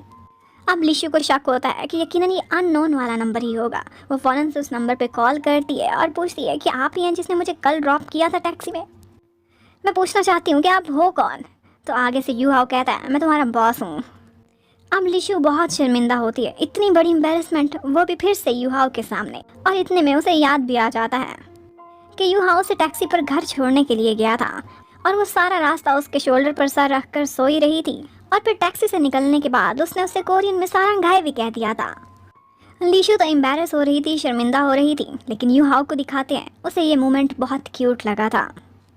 उसे तो लीशु अच्छी लगने लग गई थी। कि लीशु आजकल बहुत सैड नजर आती है और इसकी वजह ये थी कि टीम लीडर उसका हर दिया हुआ डिज़ाइन रिजेक्ट कर देती थी। जियांग को उस पर काफ़ी गुस्सा था और जेलसी भी। अब वो एक स्टोर पर जाकर कुछ डिज़ाइंस को ऑब्जर्व कर रही होती है। वहाँ पर यू हाओ भी आया हुआ था और उसे देखकर कुछ गड़बड़ ना हो ये तो हो ही नहीं सकता। लीशु खुद भी गिर जाती है और एक डमी भी अपने साथ गिरा लेती है। अब यू हाओ उसे अपने साथ ही ऑफिस की तरफ ले जाने लगता है। वो रास्ते में उससे कहता है कि तुम आइंदा से ड्रिंक ना करना वरना तुम बहुत खतरनाक हो जाती हो। ये सुनकर लीशु बहुत एम्बैरेस होती है और उससे बहुत सारी माफ़ी भी मांगती है। इतने में अचानक से यू हाओ उसका हाथ पकड़ता है और एक बस के पीछे भागने लगता है। फाइनली वो बस पकड़ ही लेते हैं। लीशु काफ़ी हैरान थी, कहती है कि आप इतने रिच हैं, सीईओ हैं, फिर भी आप बस से क्यों जाते हैं? तो आगे से यू हाओ कहता है कि मैं बाकी लोगों से बहुत डिफरेंट हूँ। मुझे इस तरह से लाइफ को और लाइफ की छोटी छोटी डिटेल्स को ऑब्जर्व करने का मौका मिलता है और यही मेरे प्रोफेशन का हिस्सा भी है। उसने कोई सर्वेंट्स भी नहीं रखे हुए थे, वो अपना सारा काम भी खुद ही किया करता था। ये सारा कुछ देखकर लीशु बहुत इम्प्रेस होती है। अब रात को एक जगह पर जियांग और यू हाओ डिनर के लिए गए होते हैं। इत्तेफाक से उसी जगह पर सॉन्ग भी लीशु को अपने साथ डिनर पर लेकर आया था। उन लोगों का आमना सामना हो जाता है तो वो लोग इकट्ठे ही डिनर करने लगते हैं। यहाँ पर सॉन्ग कुछ ऐसी बातें करता है कि जिसकी वजह से सीईओ को ऐसे लगने लगता है कि कहीं इन दोनों का रिलेशनशिप तो नहीं, लेकिन लीशु कहती है कि ऐसी कोई भी बात नहीं है। जियांग पूछती है कि तुम्हें कल घर किसने ड्रॉप किया था? तो यहाँ पर लीशु एकदम से नाम लेने लगती है यू हाओ का, लेकिन फिर वो खामोश हो जाती है। लेकिन सॉन्ग बताता है कि ये टैक्सी में किसी लड़के के साथ गई थी। यहाँ पर जियांग उसे इसी बात पर टॉन्ट करने लगती है कि फौरन से यू हाओ कहता है कि कोई और नहीं बल्कि मैं इसे ड्रॉप करने गया था। अब लीशु इतनी एम्बैरस होती है कि अपने नूडल्स में बहुत सारी मिर्ची डाल लेती है और उसके बाद उसके कानों से भी धुआं निकलने लगता है। सॉन्ग जब घर जाता है तो उसे सारा कुछ बहुत कॉम्प्लिकेटेड लग रहा था। वो अपने फ्रेंड से बहुत सारे क्वेश्चंस करता है कि अगर कोई लड़की किसी बॉय के लिए नील डाउन हो तो क्या वो उसे प्यार करती होगी। उसे एक्चुअली समझ नहीं आ रही थी कि क्या वो खुद लीशु से प्यार करता है और लीशु किस में इंटरेस्टेड है, क्या सीईओ में या फिर सॉन्ग में। जबकि अगले दिन लीशु बहुत मेहनत से एक ज़बरदस्त सा डिज़ाइन अपनी तरफ से बनाकर जाकर जियांग को दिखाती है, लेकिन वो उसे कहती है कि आइंदा से तुम डिज़ाइनिंग ना बल्कि और जॉब्स ही करना, और उसके बाद उसका डिज़ाइन ट्रैश बिन में फेंक देती है। लीशु बेचारी बहुत ज़्यादा हर्ट हुई थी, लेकिन थोड़ी देर बाद यू हाओ वही गिरा हुआ डिज़ाइन देख लेता है। उसको ये डिज़ाइन बहुत इम्प्रेसिव लगा था, इसमें पोटेंशियल था, और वो आज की मीटिंग के बाद इसी डिज़ाइन को सबके सामने रखता है। लोगों ने बहुत तारीफ़ की थी और मैनेजर को भी ये डिज़ाइन बहुत इम्प्रेसिव लगा था, तो मीटिंग रूम में इस डिज़ाइनर को बुला लेता है जो कि ऑफ कोर्स लीशु थी। लेकिन यहाँ पर बाकी लोग बहुत डिफ़िकल्ट क्वेश्चंस लीशु से करने लगते हैं, स्पेशली जियांग और उसकी मामा। वो तो उससे दोनों जेलस होती थी, तो उससे कहती हैं कि इसमें तुम कॉस्ट को कैसे मिनिमाइज़ करोगी, बहुत से टेक्निकल क्वेश्चंस करते हैं। तो यहाँ पर लीशु अपना एप्रन उतारती है और उन सारों को दिखाती है उसने बिल्कुल वैसी ही जैकेट कल खुद ही सी कर पहन ली थी, और इसमें उसने जो मटेरियल यूज़ किया था वो मटेरियल भी कॉस्टली नहीं था, और ये 20s की गर्ल्स के लिए एकदम परफेक्ट डिज़ाइन लग रहा था। अब लीशु तो आज बहुत ज़्यादा खुश हो गई थी, उसे लगा था कि कभी तो गुड लक उसका साथ देती है। लेकिन सॉन्ग तब जेलस हो जाता है जब वो सीईओ की तारीफें कर रही होती है। वो गुस्से में उससे कहता है कि जाओ जाओ तुम तो उससे शादी ही कर लो। उसके बाद ऑफिस में एक अनाउंसमेंट होती है, उन सारे लोगों ने किसी के ऑफिशियल फ्यूनरल पर जाना था, उसके लिए प्रॉपर ड्रेसिंग करके वो लोग कल आएंगे। तो यहाँ पर सारे लोग अपने छोटे मोटे काम तो लीशु से कराते थे, तो एक डायरेक्टर लीशु को फ़ोन करके अपने घर से कुछ सामान लाने को कहता है। एक्चुअली वो सॉन्ग का हाउसमेट था, और सॉन्ग उस टाइम पर नहा रहा होता है, एकदम दरवाज़ा खोल देता है। अब सॉन्ग के हाथ पर चोट लगी हुई थी, तो वो लीशु से अपनी हेल्प करने को कहता है। अब वो उसके शैम्पू धोने में उसकी हेल्प कर रही होती है, और यहाँ पर वो दोनों बहुत लड़ते भी हैं, एक दूसरे को बातें भी लगाते हैं। लेकिन इसी बीच थोड़े से ऑकवर्ड मोमेंट्स भी आते रहते हैं, और इसी वजह से एम्बैरस होकर लीशु अपने आप को भी गिला कर बैठती है। लेकिन थोड़ी देर बाद जब सॉन्ग देखता है कि वो उसी की शर्ट पहने अपने कपड़े ड्राई कर रही है, तो उसे बहुत अच्छा लगता है। आज जब लीशु उसकी हेल्प कर रही होती है तो उसे एकदम वाइफी वाली फीलिंग्स आ रही थी। अब फाइनली वो दोनों फ्यूनरल पर पहुंच ही जाते हैं, लेकिन एक गड़बड़ वहां पर उनका वेट कर रही थी। लीशु का एक्स बॉस वहां पर खड़ा हुआ होता है, जो उसको उसके असली नाम से बुलाने लगता है, और जब उसे पता चलता है कि आजकल इसकी टीम लीडर जियांग है, वो एक सेलिब्रिटी थी डिजाइनिंग की फील्ड में, वो उससे मिलना चाहता था। लीशु बहुत मुश्किल से उनको मिलने से रोकती है, क्योंकि उसे डर था कि उसका असली नाम सामने आ जाएगा। उस दिन तो मुसीबत किसी तरह से टाली गई थी, लेकिन अगले दिन ऑफिस में युआन आ जाती है, जो कि लीशु की एक्स क्लासमेट थी, और वो वहाँ पर देखती है लीशु उस टाइम पर टेबल साफ कर रही थी, तो उसे लगता है कि ये एक छोटी मोटी स्वीपर की जॉब यहाँ पर करती है। युआन उसे बताती है कि यहाँ का सीईओ यू हाओ मेरा भाई है, मैं उससे कहकर तुम्हारी सिफारिश कर दूंगी। लेकिन वो कैसे सिफारिश कराती, उसने तो नाम ही बदला हुआ था। वो उसे मना करके भेज देती है कि मैं अपने बल पर ही डिजाइनर बन के दिखाऊंगी। लेकिन युआन को उससे बहुत सिंपथीज हो रही थी, तो वो जियांग से कह देती है कि यहाँ पर मेरी एक फ्रेंड है जो स्वीपर का काम करती है, प्लीज उसका ख्याल रखना। अब जियांग यही सोच रही होती कि यहाँ पर तो कोई फैन नाम की लड़की काम नहीं करती। उस वक्त लीशु टेबल साफ कर रही थी, तो वो उसको लीशु फैन के नाम से बुलाती है। लीशु फौरन सुन लेती है, वो उससे कहती है कि ये क्या, तो लीशु बहाना बना देती है, कहती है एक्चुअली मेरी सिस्टर का नाम लीशु फैन है, तो इसलिए एकदम से नाम सुनकर मेरे कान खड़े हो गए। अब जियांग को शक तो हुआ था, वो फौरन से जाकर उसकी सीवी चेक करती है। उस सीवी में रिलेटिव्स के नेम में वाकई लीशु फैन ही लिखा हुआ था। उसको एक दफ़ा तसल्ली हो जाती है, और उसके बाद सॉन्ग आता है आज लीशु के पास, और उसे बहुत सारे स्कार्फ्स दिखाता है जो कि उसके डिज़ाइन के साथ एकदम फिट जाते थे। लीशु बहुत खुश हो जाती है। सॉन्ग हर तरह से उसकी हेल्प करना चाहता था डिज़ाइनर बनने में। उधर यू हाओ को दिखाते हैं, वो युआन को कॉल करके कहता है कि आजकल मेरी बेटी बहुत तंग कर रही है, मैंने कहा था ना उसके लिए एक अच्छी सी बेबी सीटर तलाश कर दो। अब युआन के माइंड में और कोई नेम भी नहीं आता, बल्कि उसे फौरन से लीशु का ख्याल आता है। वो लीशु को फोन करके एक जगह पर मिलने के लिए बुलाती है और उसी जगह पर वो यू हाओ को भी बुला लेती है।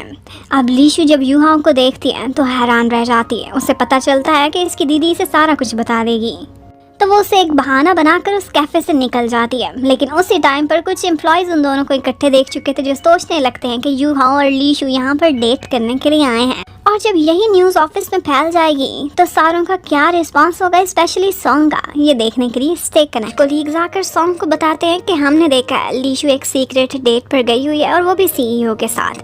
ये सुनकर उसका मूड बहुत ख़राब हो जाता है। लेकिन लीशु जब आती है तो उसका मूड भी बहुत ऑफ था, क्योंकि उसका फ़ोन गिरने से टूट गया था। सॉन्ग उससे पूछता है कि तुम कहाँ गई थी, तो लीशु कहती है एक फ्रेंड से मिलने गई थी। उसने तो अपनी तरफ से सच बोला था, वो यॉन को ही तो मिलने गई थी। लेकिन सॉन्ग कहता है मुझे सब पता है, तुम सीईओ के साथ डेट पर गई थी। और इसके साथ साथ उसे इतना जेलस होता है कि उसने जो कल से स्कार्फ्स दिए थे वो भी वापस ले जाता है, और वो परचेजिंग डिपार्टमेंट से था।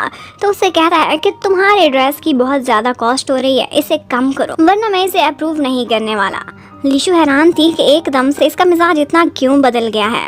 सॉन्ग तो बहुत गुस्से में जब अपने डिपार्टमेंट में जाता है तो वहाँ पर वो कुछ बातें सुन लेता है चेयरमैन की अपने मैनेजर के साथ। वो दोनों यही प्लानिंग कर रही थी कि जियांग का ड्रेस उसे हम लोगों ने हिट कराना है, जबकि लीशु का ड्रेस उसे एक फेलियर बनाना है। वो लोग ऐसे सर्कमस्टांसेस डेवलप करना चाहते थे कि ये तो सरासर चीटिंग हो रही है बेचारी लीशु के साथ। लेकिन लीशु से तो इस सब की कोई खबर भी नहीं थी। वो सोचता है कि कितनी इनोसेंट है। उसका दिल दोबारा से मेल्ट हो जाता है और वो उसकी हेल्प करने का फैसला करता है। अब वो अपनी तरफ से पब्लिक में जाकर सर्वेस कर रहा था कि किसका ड्रेस ज्यादा बेटर है, और इसके साथ साथ जाकर बहुत से स्टोर्स पर वो लोगों को कन्विंस करता है, जो भी उसके फ्रेंड्स थे, कि लीशु का ड्रेस वो फ्रंट पर लगाएंगे। सॉन्ग के मैनेजर को भी पता चल जाता है कि वो ये ड्रेस हिट कराने के लिए कितनी कोशिश कर रहा है। और उसके बाद सॉन्ग आता है दोबारा से लीशु की तरफ और कहता है मुझे कोई भी सामान रिटर्न करने की ज़रूरत नहीं, तुम्हारा ड्रेस मैं अप्रूव कर दूंगा। और उसे मनाते हुए उससे कहने लगता है कि आज रात मैं तुम्हें ट्रीट दूंगा बारबेक्यू पर। अब वो रेस्टोरेंट के बाहर उसका वेट कर रहा होता है, जबकि लीशु को एक इमरजेंसी कॉल आ जाती है। वो सॉन्ग को कहती है कि मुझे सीईओ के घर जाना है, बहुत इमरजेंसी है। ये सुनकर फिर से सॉन्ग का मूड खराब हो जाता है।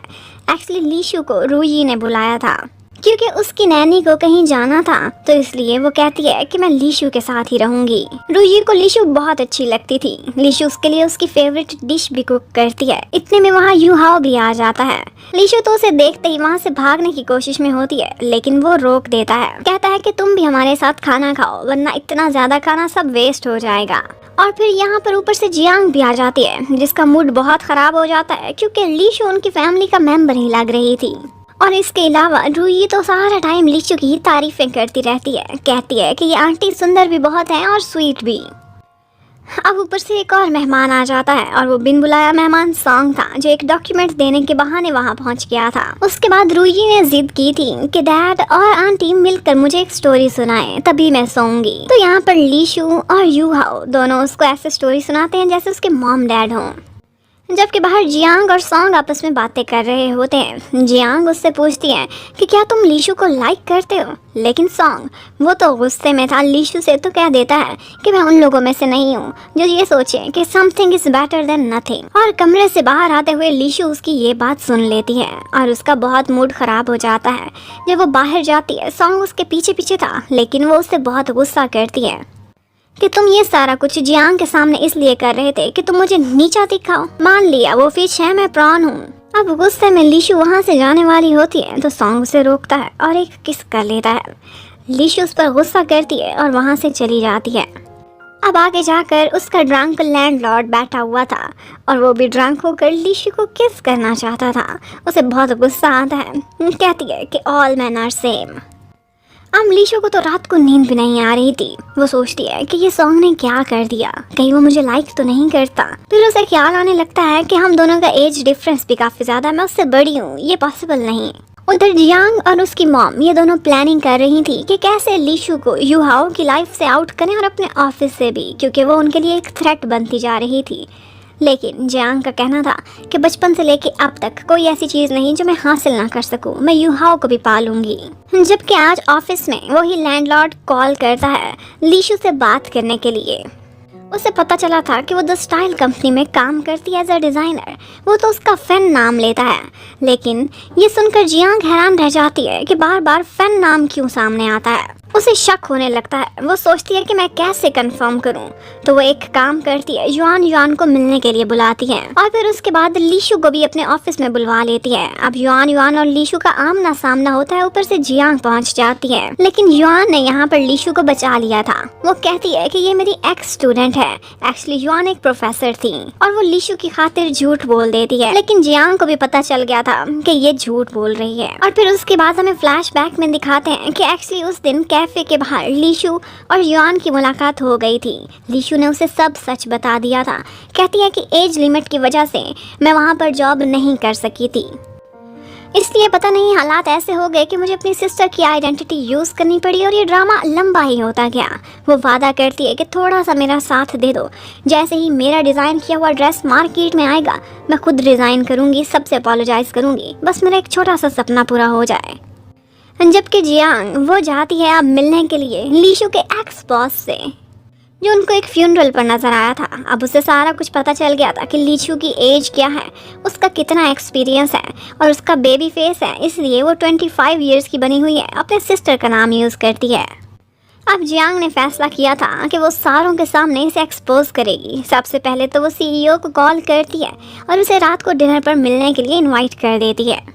जबकि लीशु को मैनेजर के थ्रू पता चलता है कि देखो सॉन्ग पहले ही ब्राउन है और अब धूप में खड़ा खड़ा तुम्हारे लिए टैन हो रहा है, सर्विस कर रहा है, तुम्हारे ड्रेस के लिए जगह जगह स्टोर में फिर रहा है, तुम दोनों का रिलेशनशिप क्या है।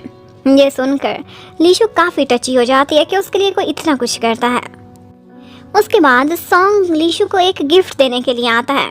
उसका फ़ोन ख़राब हो गया था, कभी चलता था और कभी नहीं। वो उसको एक नया फ़ोन गिफ्ट देता है, लेकिन वो मना कर देती है।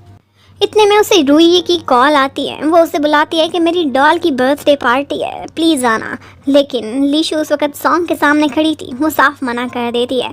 कहती है कि आंटी जियांग और तुम्हारे डैड ये दोनों अच्छे लगते हैं इकट्ठे, इसलिए मैं कबाब में हड्डी नहीं बनना चाहती। अगर मैं तुम्हारी फैमिली से फासला रखूँ तो ज़्यादा बेटर होगा। लेकिन रूई का ये सुनकर मूड ख़राब हो गया था और फिर पता चलता है कि रूई मिसिंग हो गई है। उसने लास्ट कॉल लीशु को की थी, तो लीशु भी परेशान हो जाती है। उसको भी इन्फॉर्मेशन मिलती है। वो फ़ौरन से उसके घर जाती है। उसे लगा था कि वो कहीं और नहीं बल्कि घर पर ही होगी, क्योंकि उसकी फेवरेट डॉल वो हर टाइम अपने साथ रखती थी, वो घर पर ही पड़ी थी। वो देखती है तो वो एक कबर्ड में छुपी बैठी थी। जब तक यूहाओ आता है, लीशु उसे बड़े मज़े से सुला चुकी थी। उसके बाद लीशु बहुत सी एडवाइसेस देती है यूहाओ को कि तुम बिजनेस को ज़्यादा टाइम देते हो, अपनी बेटी को भी टाइम दिया, इसीलिए तो उसकी पर्सनैलिटी में प्रॉब्लम्स आ रहे हैं। वो गुस्सा और ज़िद करती थी। यूहाओ सोचता है कि तुम अपनी उम्र से बड़ी बातें क्यों करती हो, लगता नहीं है कि तुम 20s में हो, और उससे रिक्वेस्ट भी करता है कि रूही तुम्हें बहुत लाइक करती है, उसके लिए थोड़ा सा टाइम निकाला करो। लीशु बाहर आती है तो सॉन्ग बाहर खड़ा उसी का वेट कर रहा था। वो कहता है कि प्लीज़ ये फ़ोन एक्सेप्ट कर लो, जब तुम कॉल नहीं उठाती तो मुझे बहुत डर लगता है। अब उसकी ये बातें सुनकर लीशु को उसका गिफ्ट एक्सेप्ट करना ही पड़ता है। जबकि जियांग वो देखती हैं कि आज सीईओ के घर पर युआन आई हुई है।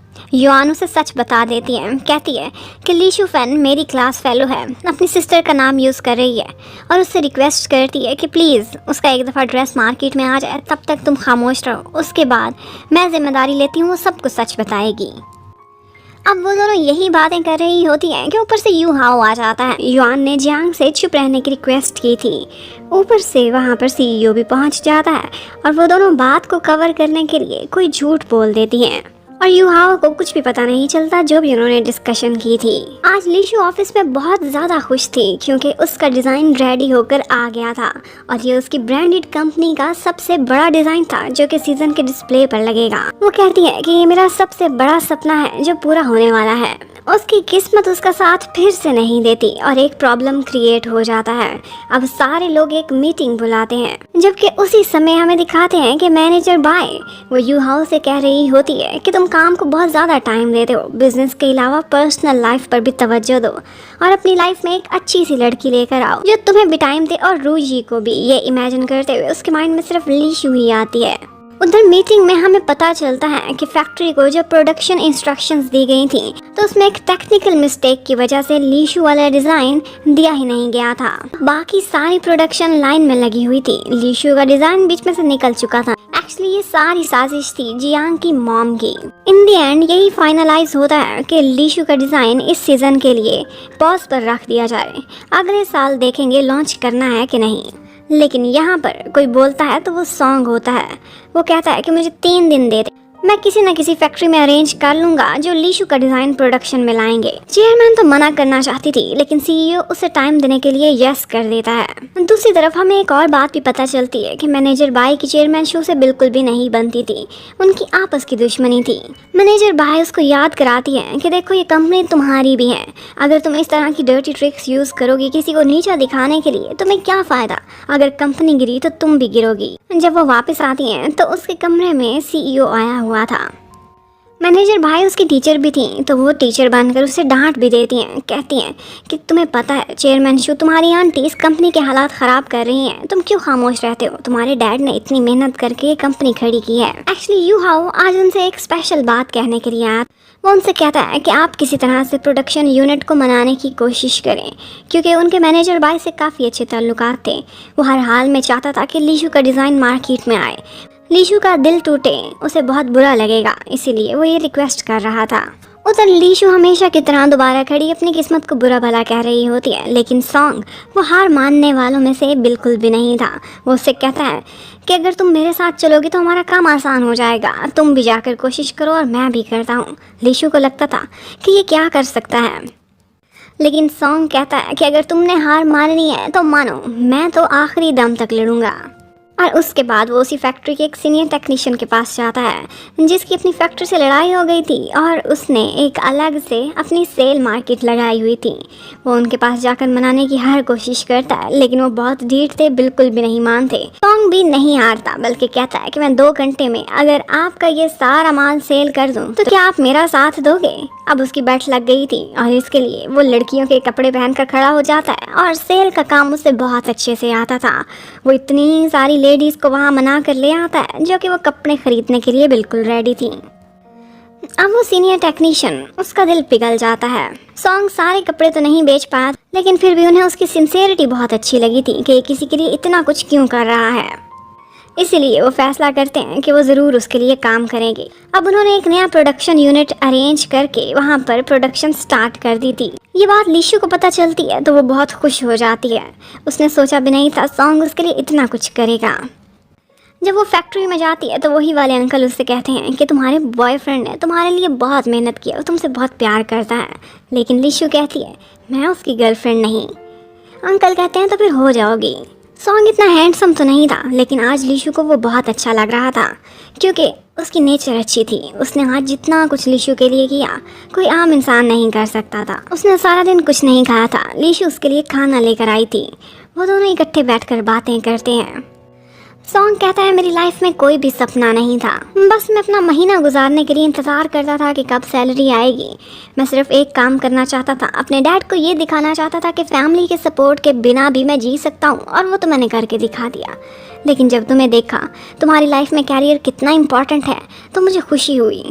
अगर मैं तुम्हारे सपने को पूरा करूँ तो मुझे बहुत अच्छा लगेगा। उधर जियांग आज बहुत ज़्यादा गुस्से में थी क्योंकि यू हाओ ने कह दिया था कि जब लीशु का डिज़ाइन बनकर आएगा तो उनके सारे स्टोर्स में वो जियांग के डिज़ाइन के बिल्कुल बराबर में खड़ा होगा। अब वो बिल्कुल जल बुन जाती है और जाकर यू हाओ को बातें सुनाने लगती है। कहती है कि एक दफ़ा लीशु ने सॉन्ग के लिए नील डाउन किया था और सॉन्ग वो सारा दिन लीशु के लिए घूमता रहता है, एक फैक्ट्री भी अरेंज कर दी। ये दोनों बहुत प्यार करते हैं, लगता है रिलेशनशिप में है। लेकिन यू हाओ ऐसे रिएक्ट करता है जैसे उसे इन बातों से कोई फ़र्क ना पड़ता हो।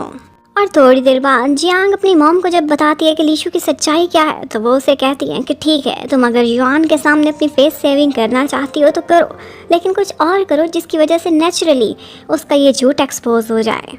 अब हमें दिखा रहे हैं कि ऑफिस में सारे लोग तैयारी कर रहे थे, उनकी एक वर्कशॉप थी जिसके लिए उन्होंने कल कहीं टूर पर जाना था।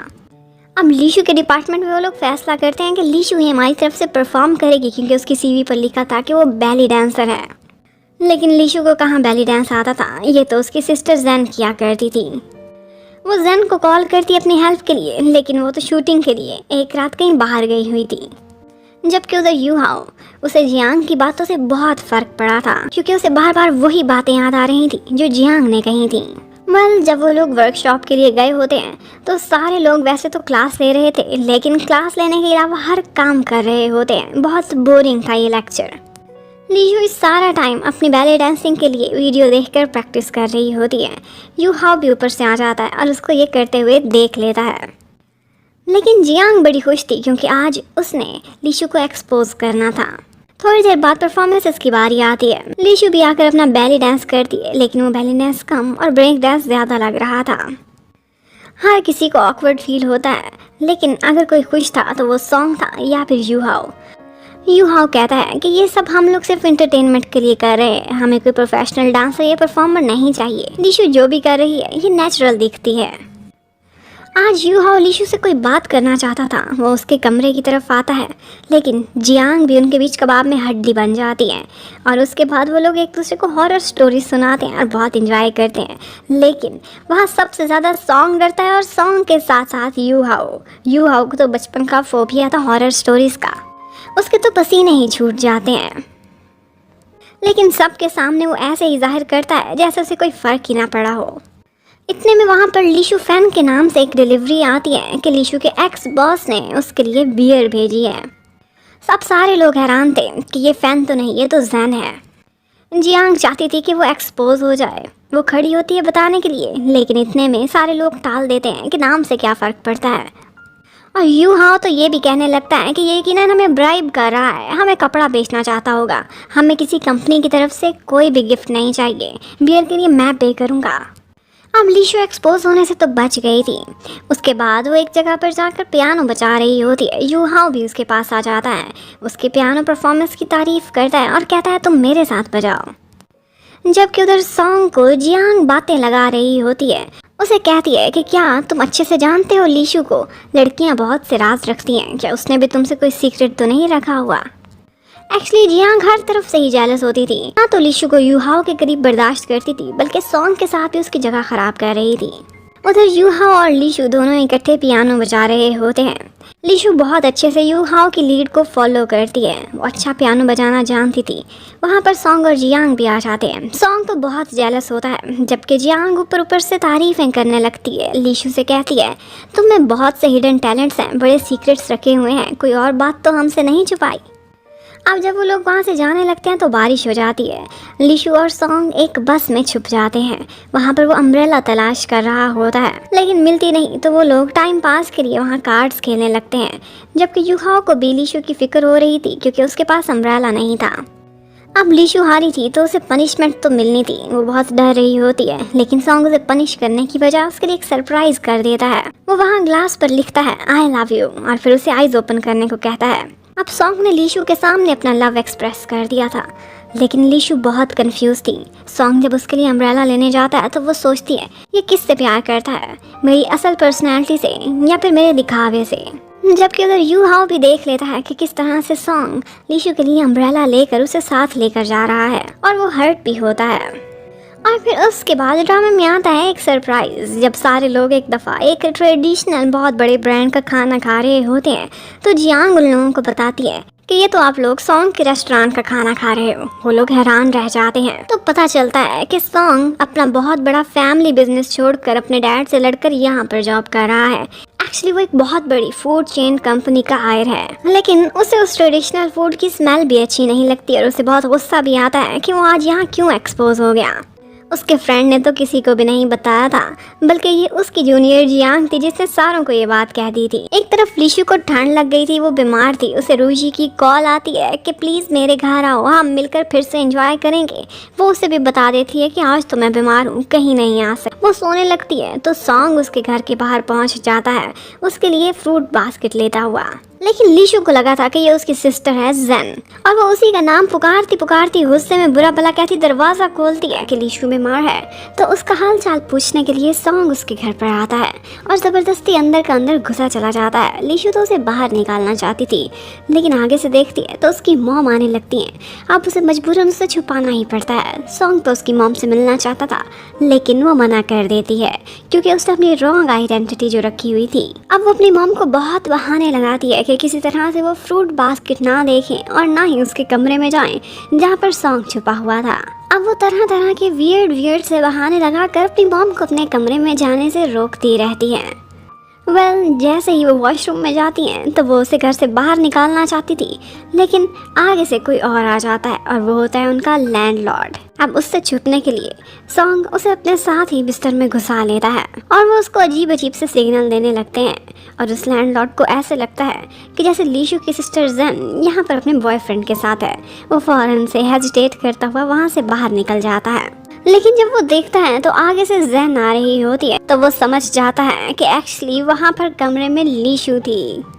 अब ये सुनते ही उसके तो आंसू टपकने लगते हैं, उसका तो दिल ही टूट गया था। अब सॉन्ग को लीशु दोबारा से बाहर भेजने लगती है तो आगे से उसकी सिस्टर जेन उन दोनों को पकड़ लेती है, लेकिन जेन यहाँ पर अपनी सिस्टर का साथ देती है और मॉम को वॉशरूम में ही आवाजें लगाने लगती है कि और कोई नहीं मैं ही हूँ, और उन दोनों को वहाँ से भागने में भी हेल्प करती है। बाद में वो लीशु से कहती है कोई बात नहीं, ये लड़का थोड़ा सा टैंड है लेकिन फिर भी मुझे अच्छा लगा। उधर ऑफिस में अब सारे कोलीग सॉन्ग के ऊपर नजरें जमाए खड़े थे क्योंकि उन्हें पता चला था कि ये कितनी रिच फैमिली से है। अब सारी गर्ल्स और बड़ी बड़ी लेडीज भी उसके पीछे पड़ी हुई होती हैं। एक तो उससे पूछती हैं कि अगर एज में थोड़ी बड़ी लेडी तुम में इंटरेस्टेड हो तो तुम्हें क्या फील होगा, लेकिन सॉन्ग साफ इनकार कर देता है। कहता है मुझे यंग लेडीज पसंद है और मैं खुद से उम्र में बड़ी लड़की को कभी भी अपनी गर्लफ्रेंड नहीं बनाने वाला। ये सारी बातें लीशु सुन लेती है और वो तो बहुत हर्ट होती है क्योंकि वो उससे एज में बड़ी थी। अब लीशु के माइंड में यही बात रह जाती है।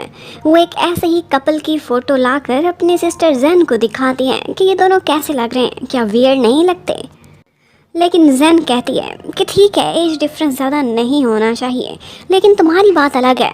देखो तुम तो ज़्यादा एज की लगती ही नहीं हो और तुम और सॉन्ग एकदम परफेक्ट लग रहे थे। फिर उसके बाद हमें यू हाउ को दिखाते हैं। वो मैनेजर बाई के पास जाता है और उनसे कहता है कि उनकी कंपनी की एनिवर्सरी आ रही है और स्टार एम्प्लॉय का अवार्ड वो किसी और को नहीं बल्कि लीशु को ही देना चाहता है।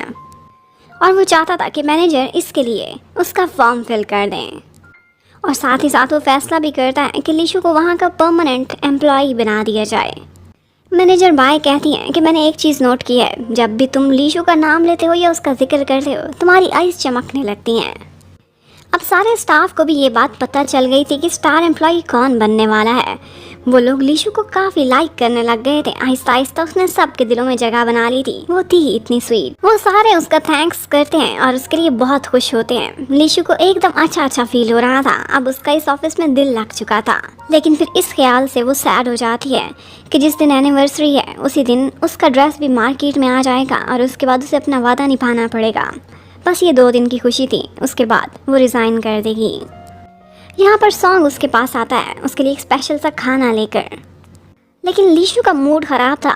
वही एज डिफरेंस वाली बातों से भी और अपनी असल आइडेंटिटी ना दिखाने पर भी वो उससे ख़राब मूड में ही बात करती है। जबकि सॉन्ग वो तो हर्ट हो जाता है, लेकिन फिर भी सोचता है कोई बात नहीं, मैं तो दिल से इसका बॉयफ्रेंड बना ही हुआ हूँ तो मुझे इसकी केयर करनी चाहिए।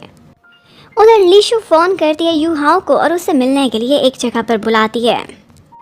सॉन्ग भी देख लेता है जब लीशु उसके साथ गाड़ी में बैठकर जा रही होती है तो सॉन्ग काफ़ी हर्ट होता है। यू हाउ से अपने साथ खाने पर ले जाता है। लीशु एक्चुअली उसे सारी रियलिटी बताना चाहती थी। वो इस तरह से बात स्टार्ट करती है कि मैं इस अवार्ड के लिए खुद को काबिल नहीं समझती, लेकिन आगे से यू हाउ उसकी हिम्मत बढ़ाता है और उसे कहता है कि तुमने कितना हार्ड वर्क किया। उसकी सारी मेहनत उसको रियलाइज़ कराता है और कहता है कि हम तुम्हें परमानेंट इसलिए बना रहे हैं क्योंकि हम तुम्हें रियलाइज़ कराना चाहते हैं कि कंपनी की और भी रिस्पॉन्सिबिलिटीज़ तुम पर पड़ने वाली हैं। और उसे कहता है कि तुम्हारे एज अ डिज़ाइनर हमने कार्ड भी प्रिंट करा लिए हैं। लीशु उसे सारा कुछ बताना चाहती थी, लेकिन उसकी हिम्मत ही नहीं पड़ती। वो खामोश हो जाती है और फिर जाते जाते उसे खुश करने के लिए यू हाउ से उसका कार्ड भी मांगता है, जो देते हुए उसे बहुत खुशी होती है। लेकिन वापसी पर सॉन्ग उसका वेट कर रहा था। वो अभी भी वहीं पर ही खड़ा हुआ था। लीशु उससे ढंग से बात ही नहीं करती। वो चाहती थी कि उससे गुस्से से बोले ताकि वो उससे दूर चला जाए। वो उसे कह देती है कि मैंने कभी भी तुम्हें यस नहीं कहा, ना ही कोई ग्रीन सिग्नल दिया है। मैं तुम जैसे इमेच्योर लड़के के साथ नहीं चल सकती। सॉन्ग कहता है कि जो हमने टाइम साथ बिताया तुम कितनी खुश थी। ये सारा कुछ तुम फोर्सफुली कह रही हो, क्या वजह है, क्यों ऐसे करती? लेकिन लीशु उससे कोई जवाब नहीं देती। अब सॉन्ग हर्ट होकर चला गया था, लेकिन उसे हर्ट करने के बाद लीशु खुद भी खुश नहीं थी। उसका माइंड किसी भी काम में नहीं लग रहा था। और उधर ऑफिस में गर्ल्स आजकल डोरे डालने की कोशिश कर रही थी सॉन्ग पर। सॉन्ग के सामने तरह तरह के कपड़े पहन कर आती थी कि वो अट्रैक्ट हो, लेकिन सॉन्ग किसी पर भी नज़र नहीं डालता था सिवाय लीशु के। उधर दिखाते हैं कि जियांग ने भी एक चाल चली थी। उसने सीक्रेटली जाकर लीशु की मॉम की एक वीडियो कैप्चर की थी, जो उन्होंने कहा था कि वो एनिवर्सरी पर चलाएंगे जब आपकी बेटी को अवार्ड मिलेगा, इसलिए ये सरप्राइज ही रहने दें उसके लिए। और इस वीडियो में वो अपनी बेटी का सही नाम ले रही थी, फैन। सॉन्ग एक जगह पर जाता है जहाँ पर उसकी और लीशु की यादें थी। थोड़ी देर बाद लीशु भी वहाँ पहुँची हुई होती है और सॉन्ग समझ जाता है कि इसने दिल से मुझे कभी भी नहीं भुलाया था, ये भी मेरी यादों की वजह से यहाँ पर आई है। वो जाता है, उससे पीछे से हक करता है और कहता है कि मैंने ज़्यादा जल्दी कर दी और अब हम फ्रेंड जोन में भी नहीं रहे, प्लीज़ मुझे माफ़ कर दो। लीशु रोती रहती है और उसके बाद रोते रोते वहाँ से चली जाती है। अब एनिवर्सरी का दिन आ चुका था। उस दिन सॉन्ग लीशु के लिए कुछ स्पेशल करता है। पहले दिन उसका ड्रेस मार्केट में आया था। वो उसी स्टोर की एक एम्प्लॉय को, जो कि उसकी फ्रेंड थी, वही ड्रेस पहनाकर एनिवर्सरी पे भेजता है। ये देखकर लीशु बहुत खुश हो जाती है कि उसका बनाया हुआ ड्रेस किसी ने पहना है, उसका सपना पूरा हो गया था। वो सेरेमनी स्टार्ट होने से पहले दौड़ती हुई जाती है और स्टोर्स में जाकर देखती है तो उसका ड्रेस डिस्प्ले पर था। ये देखकर उसे बहुत खुशी होती है। उधर अब सेरेमनी तो स्टार्ट हो चुकी थी। जियांग फौरन से कॉल करके लीशु को बुलाती है। लीशु फ़ोन पर जियांग को थैंक्स करती है कि आपने मुझ पर बहुत सख्ती की, इसके बगैर शायद मैं फ्लरिश ना कर पाती। जियांग भी टची होती है कि मैं इसका बुरा चाह रही हूँ और ये फिर भी मुझे थैंक्स करती है। अब उसी सेरेमनी में लीशु की मॉम भी आई हुई थी और ये बात जब जैन को पता चलती तो वो उन्हें रोकने के लिए खुद भी उसी सेरेमनी में पहुंच जाती है। अब जब लीशु को अवार्ड के लिए स्टेज पर बुलाते हैं तो उसकी मॉम कंफ्यूज थी कि ये उनकी बेटी का नाम गलत क्यों ले रहे हैं। इतने में उसकी सिस्टर भी वहाँ पर पहुँच जाती है और यहाँ पर लीशु सारे लोगों के सामने एक कन्फेशन करती है कि मैं लीशु जैन हूँ ही नहीं, मैं बल्कि लीशु फैन हूँ। उसकी रियल एज 34 इयर्स है, वो 25 की नहीं है, बल्कि वो झूठ बोलकर जिस कंपनी में काम कर रही थी क्योंकि उसे डिज़ाइनर बनने का, ये टाइटल हासिल करने का लालच हो गया था। वो सब बताती है कि किस तरह से एक छोटा सा टास्क करने के लिए वो अपनी सिस्टर की जगह इस कंपनी में आई थी, लेकिन जब उसे टेम्पररी एम्प्लॉयमेंट मिली तो अपनी मजबूरियों की वजह से उसे झूठ बोलना पड़ा क्योंकि उसे कहीं भी अपनी एज की वजह से जॉब नहीं मिल रही थी। और उसके बाद वो अपने प्रॉमिस के अकॉर्डिंग रिज़ाइन करती है और वो ऑफिस छोड़कर जाने लगती है। यहाँ पर उसे यू हाओ नज़र आता है। वो उसे सॉरी करना चाहती थी, कुछ कहना चाहती थी, लेकिन यू हाओ से कह देता है कि हमारी कंपनी में तुम्हारा नाम हमेशा एज अ डिसऑनेस्ट याद रखा जाएगा। जबकि सॉन्ग वो भी यही याद कर रहा होता है कि किस तरह से लीशु ने कई दफ़ा इस तरह के हिंट निकाले थे, उसके मुंह से निकला था, लेकिन वो नोटिस ही नहीं कर पाया था। वो सैड था कि एटलीस्ट उससे तो वो सच बोल सकती थी। लेकिन लीशु के ऊपर सबसे बड़ी मुसीबत तब आती है जब वो घर पहुंचती है। उसकी मॉम बहुत गुस्से में थी कि उसने ये झूठ क्यों बोला है। उसने ना सिर्फ अपनी बल्कि अपनी मॉम की भी जैसे इंसल्ट करा दी थी। वो भी उस सेरेमनी में मौजूद थी। वो गुस्से में उसके डिजाइन और उसकी सुइंग मशीन भी तोड़ने लगती हैं। कहती हैं कि डिजाइनर का टाइटल, इसका लालच तुम्हें क्या कुछ करने पर मजबूर कर गया। लेकिन लीशु की भी अपनी मॉम से लड़ाई हो जाती है। वो कहती है कि ये सारा कुछ मैं आपकी वजह से कर रही हूँ क्योंकि हमेशा से लगता है कि आप जैन से ज़्यादा प्यार करती हैं और मुझसे नहीं। और उसके बाद लीशु बाहर जाकर बहुत ज़्यादा ड्रिंक करती हैं, जबकि सॉन्ग उसकी कंडीशन भी कुछ डिफरेंट नहीं थी। वो बहुत सैड था। जब लीशु घर वापस आती है तब तक उसकी मॉम का गुस्सा भी ठंडा हो गया था और उन दोनों की आपस में सुलह हो जाती है और वो तीनों फैसला करती हैं कि जो कुछ होना था हो गया। अब वो आगे अपनी लाइफ सारा कुछ भुलाकर दोबारा से स्टार्ट करेंगी। जबकि द स्टाइल कंपनी में अब एक मीटिंग अरेंज की जाती है और उसमें लीशु के झूठ के बारे में डिस्कशन होती है कि कैसे उन्हें अपने स्ट्रिक्ट लॉज बनाने पड़ेंगे। यहाँ पर चेयरमैन शू तो कहती हैं कि लीशु के खिलाफ वो लोग लीगल एक्शन लें। लेकिन बहुत से लोग ऐसा नहीं चाहते थे। मैनेजर बाय भी झूठ बोलकर बहाना लगाती हैं कि इस तरह से हमारी कंपनी की भी बदनामी होगी। इन दी एंड जब वोटिंग होती है तो जियांग ने भी लीशु के खिलाफ लीगल स्टैंड ना लेने के लिए वोट किया था। इसी वजह से कंपनी अब शांत हो गई थी। लेकिन जियांग को अपनी मॉम से ज़रूर डांट पड़ती है कि तुम लीनियंट क्यों हो रही हो। लेकिन जियांग का कहना था उसने जो वादा किया वो पूरा किया, अब उससे मज़ीद बदला लेने की हमें कोई ज़रूरत नहीं। अब जियांग को लगा था कि यू हाओ की लाइफ में उसके लिए दरवाजे खुलने वाले हैं, तो वो ऐसा करती है कि रूजी के लिए अब कुकिंग भी सीखने लगती है। जबकि थोड़े अरसे बाद हमें ये बात भी पता चलती है कि स्टोर्स में सबसे ज़्यादा सेल होने वाला आइटम वो वही था जो लीशु ने जैकेट डिज़ाइन किया था। वो जियांग के डिज़ाइन से भी ज़्यादा सेल हुआ था, लोगों ने उसे बहुत पसंद किया था।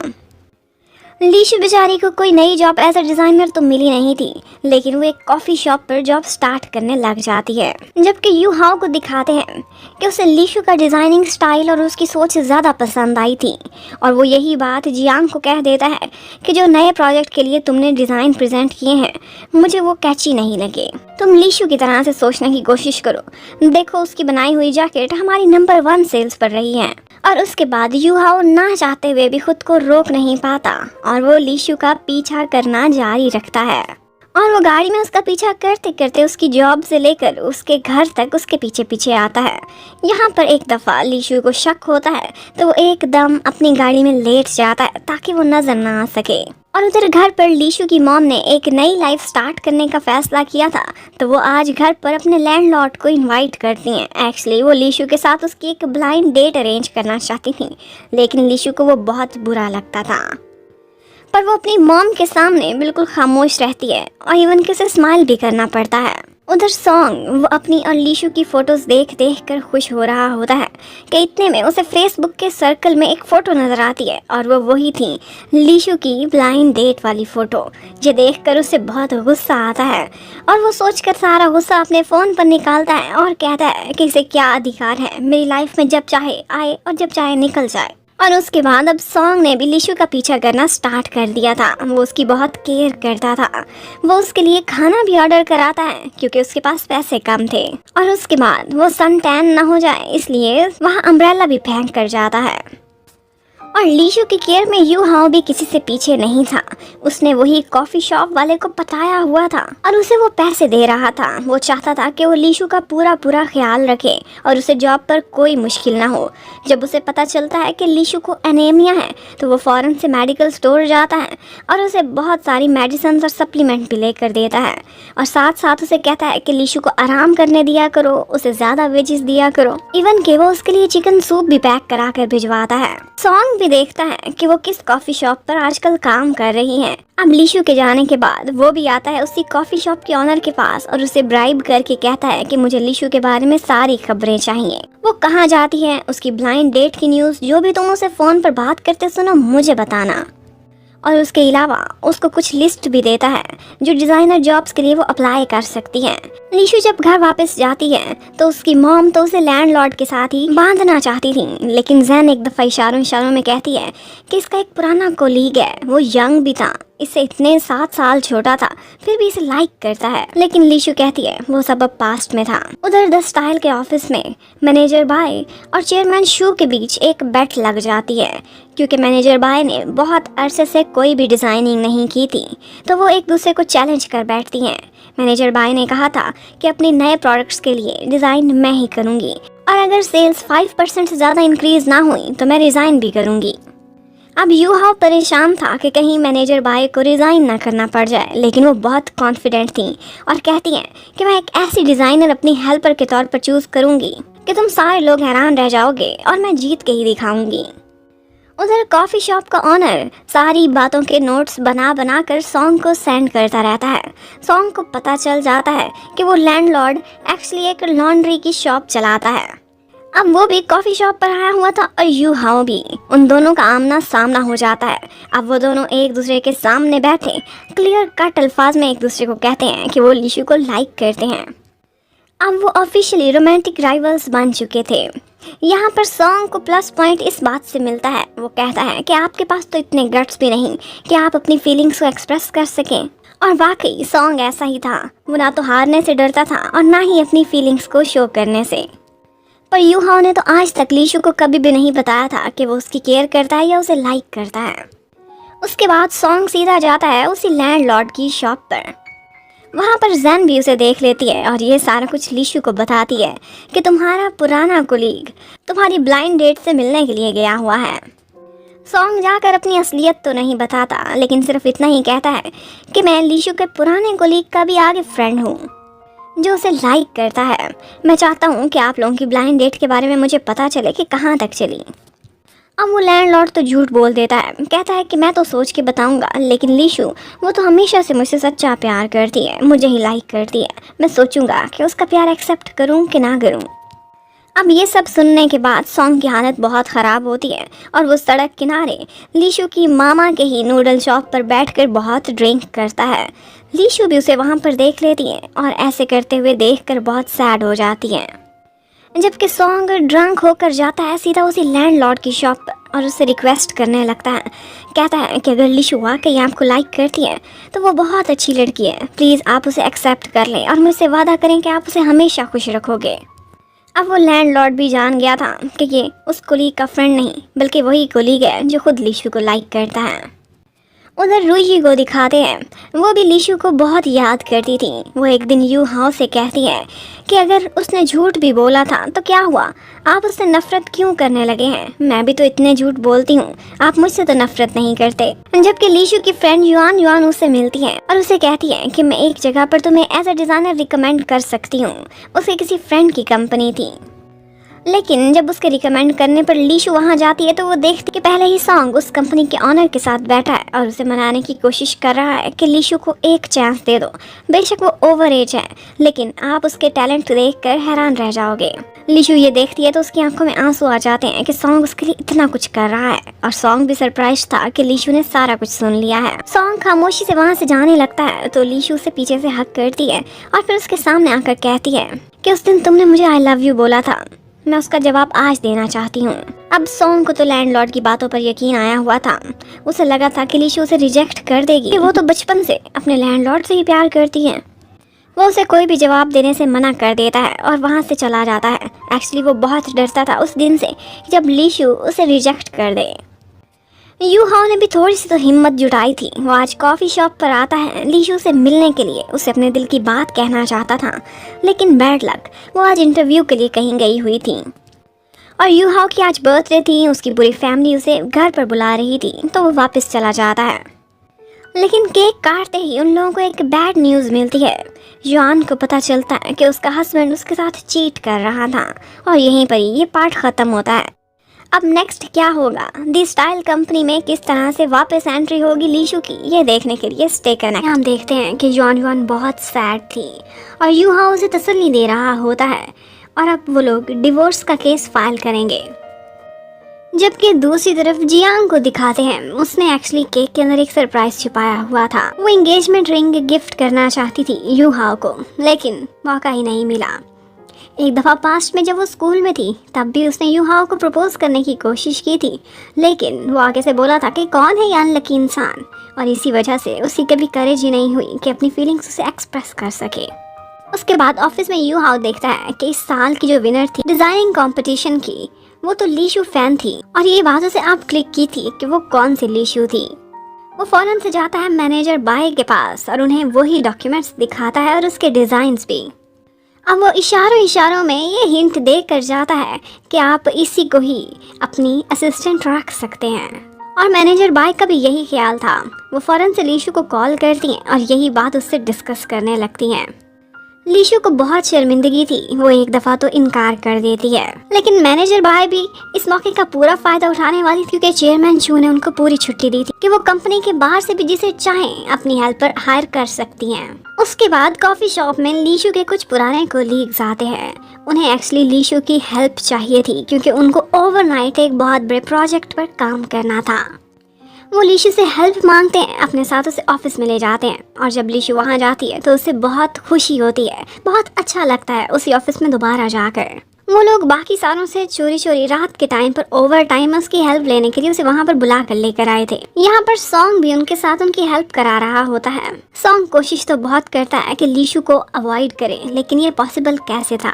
वो एक दफा लीशु के लिए एक ड्रिंक लेकर आता है और उसके गले में कुछ फंसता है और चोकिंग होने लग जाती है। और यहाँ पर फिर सॉन्ग मार मार के उसके अंदर से वो पर्ल निकालता है और वो लोग बहुत हंसते हैं क्योंकि लीशु का निशाना बड़ा अच्छा था।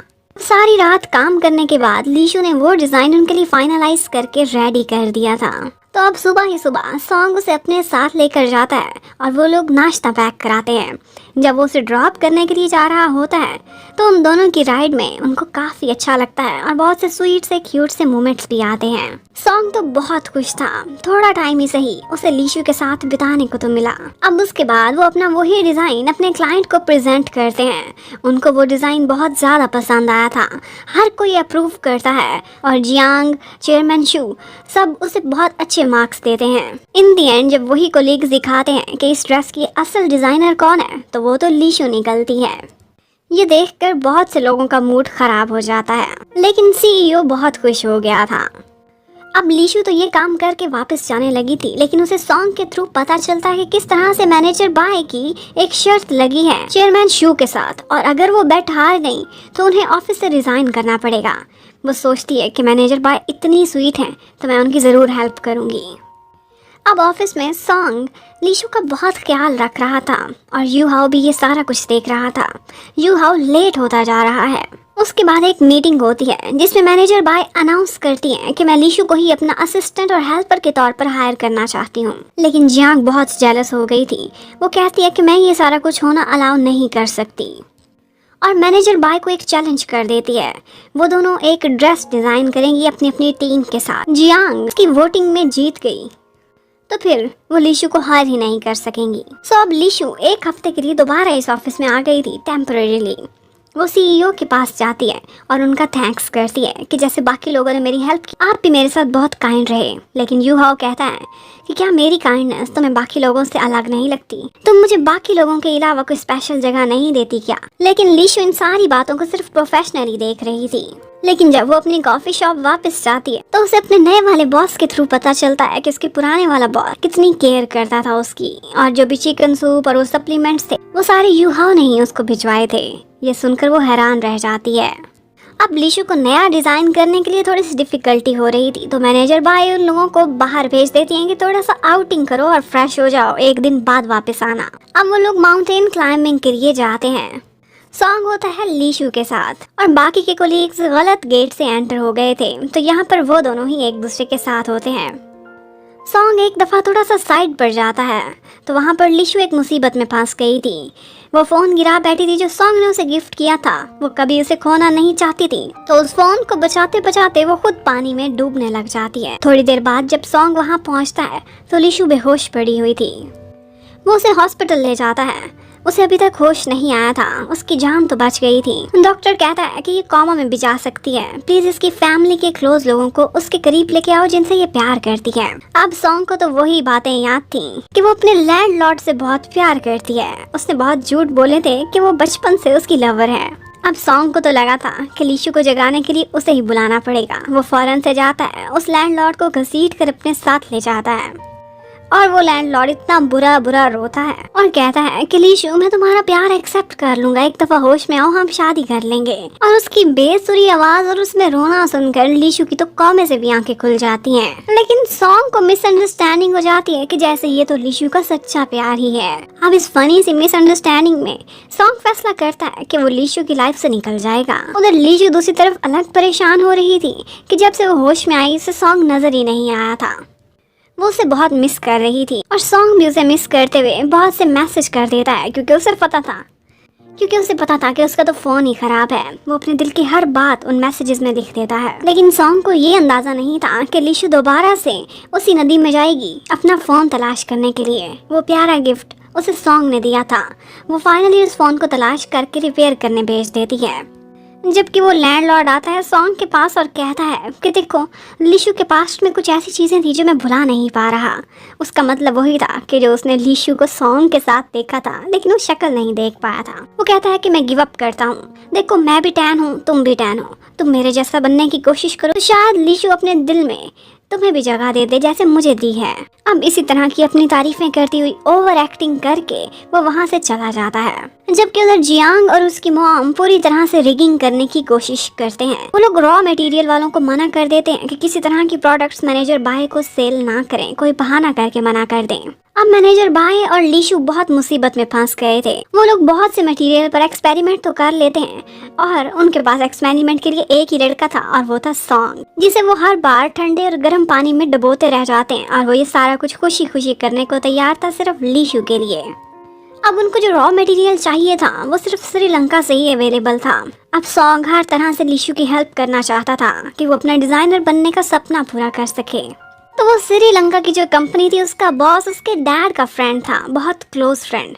अब इतने सालों बाद वो अपने डैड से मिलने के लिए जाता है और वहाँ पर उनका एक वेटर था जो बहुत चपड़ चपड़ घंटों बोलता रह जाता है और सॉन्ग का सर ही खा जाता है। इन दी एंड जब उसके डैड आते हैं तो उनकी 2 साल पहले बेट लगी थी कि अगर मैं वापस आया तो ये वाइन की बोतल 1 मिनट में ख़त्म करके दिखाऊंगा। आज सॉन्ग को वही करना पड़ता है। उसके बाद बेचारा वॉमिट करता रह जाता है और अब डैड ने उसे मौका दिया था कि उसकी बात सुने। सबसे पहले तो जब डैड सॉन्ग का कार्ड देखते हैं तो उनकी हंसी ही नहीं रुकती कि 2 साल मेहनत करके तुम सिर्फ एक छोटे से असिस्टेंट डायरेक्टर ही लगे हो।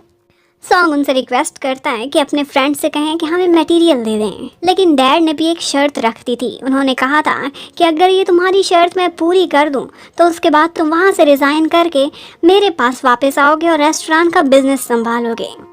क्योंकि डैड का कहना था कि मेरे मरने के बाद ये इतना बड़ा पला पलाया बिजनेस तुम्हें फ्री में नहीं मिलने वाला, तुम भी मेहनत करो और अपना खून पसीना बहाओ।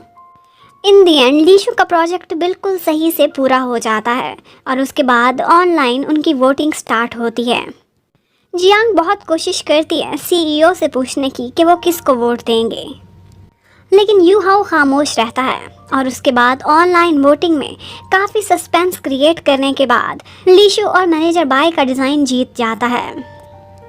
अब इतना कुछ होने के बाद लीशु तो बहुत ज़्यादा खुश थी, लेकिन जियांग सैड हो गई थी। यू हाओ उसके पास जाता है और कहता है कि सच बताऊं तो आज के दिन मुझे तुम्हारा डिज़ाइन ज़्यादा बेटर लगा था। और जियांग उसे इतना प्यार करती थी कि उसे दुनिया की परवाह ही नहीं थी। उसने बस यू हाओ के मुंह से अपनी तारीफ सुनी, अपने डिज़ाइन की तारीफ सुनी, उसे इसी से तसल्ली हो गई। वो अपना हर गम अब भूल चुकी थी। उधर सॉन्ग के डैड उसे फ़ोन करके बुला रहे होते हैं कि तुम्हें आज रात से ही ट्रेनिंग के लिए यहाँ पहुँचना होगा। और सॉन्ग बहुत गुस्से में था क्योंकि उसने तो आज डिनर पर सबके साथ सेलिब्रेट करने जाना था। इतने में वहाँ पर लीशु का फ़ोन भी रिपेयर होकर आ जाता है और वो वहाँ पर वो मैसेजेस देख लेती है जो सॉन्ग ने उसे सेंड किए थे और उसे सारी समझ आ जाती है जब एक ड्रंक फ्रेंड उसे बताता है कि सॉन्ग तुम्हारे और तुम्हारे लैंडलॉर्ड के रास्ते से हट रहा है क्योंकि तुम लोगों का तो बचपन का प्यार है ना। अब लीशु को समझ आती है कि क्या मिसअंडरस्टैंडिंग क्रिएट हो गई है और उसे ये भी पता चलता है कि कैसे सॉन्ग ने अपने डैड के सामने हार मानी सिर्फ उसी का प्रोजेक्ट सक्सेसफुल बनाने के लिए। अब वो जल्दी जल्दी सॉन्ग के पीछे जा रही होती है। सामने यू हाओ खड़ा होता है। यू हाओ बहुत सारी करेज इकट्ठी करके उससे अपनी फीलिंग्स एक्सप्रेस करता है। कहता है कि मैं सिर्फ एक काइंड बॉस नहीं हूँ बल्कि मैं तुमसे प्यार करने लगा हूँ और तुम्हारे ही प्यार में मैंने अपनी कंपनी के बहुत से रूल तोड़े हैं। मैं लीनिएंट रहा हूँ, पता नहीं क्यों मेरा बार बार तुम्हें देखने को दिल करता है। क्या तुम मेरी हम सफ़र बनोगी? लेकिन लीशु आगे से सॉरी कर देती है। एक्चुअली यू हाओ बहुत लेट हो गया था। यू हाओ पूछता है कि अगर मैं नहीं तो तुम और किसको लाइक करती हो? लीशु कहती है कि मैं बताऊंगी लेकिन अभी नहीं, बहुत कुछ है जो मैंने अभी उसके साथ जाकर क्लियर करना है। लेकिन जाते जाते रुक कर वो सीईओ को कहती है कि आपने जो कुछ बोला उसके लिए बहुत हिम्मत चाहिए थी, मैं अप्रिशिएट करती हूँ और मुझे बहुत ऑनर है कि आप मुझे लाइक करते हैं, पर किस्मत में शायद कुछ और ही लिखा हुआ है। और इसके साथ ही वो सीधी जाती है सॉन्ग के पास और कहती है कि मेरी कोई भी सेलिब्रेशन तुम्हें देखे बगैर इनकम्प्लीट है। और फिर उसे वही फ़ोटो दिखाती है जो उसने उसे आई लव यू कहा था। सॉन्ग कुछ कहना चाहता था लेकिन वो उसे सब कुछ कहने से रोक देती है और अपना आंसर देती है कि I love you too. Song उसके लैंडलॉर्ड का नाम लेने ही वाला था कि वो उसे चुप कराने के लिए उसे किस कर देती है। और उसके बाद दिखाते हैं कि जब सॉन्ग को पता चलता है कि लीशु ने उसके दिए हुए फ़ोन को बचाते बचाते पानी में छलांग लगा दी थी, तो ये सुनकर वो बहुत टची हो जाता है और आइंदा के लिए ऐसी सारी स्टूपिडिटी से उसे मना करता है कि तुम सबसे इम्पोर्टेंट हो, फ़ोन और मेरी तरफ से गिफ्ट अब तुम्हें मिलते रहेंगे। और फिर फाइनली लैंडलॉर्ड से रिलेटेड भी उनकी सारी कन्फ्यूजन्स अब दूर हो जाती हैं। अब वो ऑफिशियली एक कपल बन चुके थे। और उसके बाद सॉन्ग अपनी बाइक पर बिठाकर लीशु को ड्रॉप करने के लिए जाता है। वो दोनों बहुत खुश थे और सॉन्ग उससे ये प्रॉमिस भी करता है कि बेशक तुम मुझसे उम्र में बड़ी हो, लेकिन मेरी लाइफ में और मेरे दिल में यंगेस्ट और सबसे सुंदर हमेशा तुम ही रहोगी। और फिर सॉन्ग को वादा निभाने के लिए अपने डैड की शॉप पर ट्रेनिंग लेनी तो पड़ती है, लेकिन दिल ही दिल में उसने फैसला किया था कि ऑफिस से रिज़ाइन वो बिल्कुल भी नहीं करेगा, बल्कि अपने डैड को चक्कर दिला देगा। लीशु की मॉम को भी पता चल गया था कि उनकी बेटी की लाइफ में एक बॉयफ्रेंड आ चुका है और उसका नाम सॉन्ग है, और उसकी बहुत तारीफ़ें उन्होंने पहले जैन के मुंह से भी सुनी थी, तो वो कहती हैं कि अब मैं उससे मिलना चाहती हूँ। जबकि दूसरी तरफ हमें यू हाओ को दिखाते हैं, उसने फैसला किया था कि बेशक लीशु उसे रिजेक्ट करे या एक्सेप्ट करे, वो परवाह नहीं करेगा। उसका लीशु के लिए प्यार और उसके लिए केयर हमेशा से एक ही जैसी रहेगी। वो लीशु को जाकर उसका एम्प्लॉय कार्ड देता है। लीशु बहुत खुश हो गई थी। सबसे पहला बिजनेस कार्ड उसके असली नाम का वो यू हाओ को ही देती है। वो यू हाओ को बताना चाहती थी अपने और सॉन्ग के रिलेशन के बारे में, लेकिन वो कहता है मुझे कुछ फ़र्क नहीं पड़ता, मैं तुम्हें पहले भी लाइक करता था और हमेशा करता रहूँगा और तुम्हारी केयर भी करूँगा। उसके बाद रात के टाइम पर लीशु अपनी मॉम से अपने बॉयफ्रेंड की ऑफिशियल मीटिंग करा ही देती है, और मॉम को भी सॉन्ग बहुत पसंद आया था। उन्होंने पहले भी उसे एक दफ़ा देखा था, लेकिन तब नहीं पता था कि उनकी बेटी का लाइफ पार्टनर बनने वाला है। सॉन्ग को अब रोज़ रोज़ टाइम से अपने डैड की शॉप पर जाना पड़ता है, जहाँ पर उसे अपने डैड की और उनके एक डंप से सर्वेंट की बहुत सारी बातें भी सुननी पड़ती हैं ट्रेनिंग लेने के लिए। उधर ऑफिस में जियांग आजकल बहुत गुस्से में थी, क्योंकि उसको मैनेजर बाय के साथ एक नया डिज़ाइनिंग डिपार्टमेंट मिल गया था और वो बार बार उसे कंपटीशन देती जा रही थी। उसके अंदर जेलसी शदीद होती जा रही थी। सॉन्ग भी ऑफिस में लीशु का बहुत ख्याल रखता था। वो दोनों इकट्ठे ही लंच किया करते थे। एक दफ़ा सॉन्ग लीशु को अवेयर भी करता है कि टीम लीडर जियांग और उसके साथ साथ चेयरमैन शू अब उनके निशाने पर तुम दोनों हो, इसलिए अब तुम बच कर ही रहना। सॉन्ग ने तो सोचा था अपने डैड को चक्कर कराएगा, लेकिन उसके डैड तो उसके ऑफिस में ही पहुंच गए थे और उन्होंने पता कर लिया था कि सॉन्ग ने तो अभी तक रेजिग्नेशन लेटर भी नहीं दिया। वो उसे एक हफ्ते का टाइम देते हैं कि जल्दी से जल्दी रिजाइन करो और वापस मेरे साथ अपनी कंपनी वाला बिजनेस संभालो, वरना मैं बार बार तुम्हें जलील करने के लिए तुम्हारे ऑफिस के चक्कर काटता रहूंगा। लीशु ने भी देख लिया था कि सॉन्ग उसी की वजह से ये जॉब नहीं छोड़ रहा, और वैसे भी उसका मन ही नहीं लगता अपने डैड के बिजनेस में।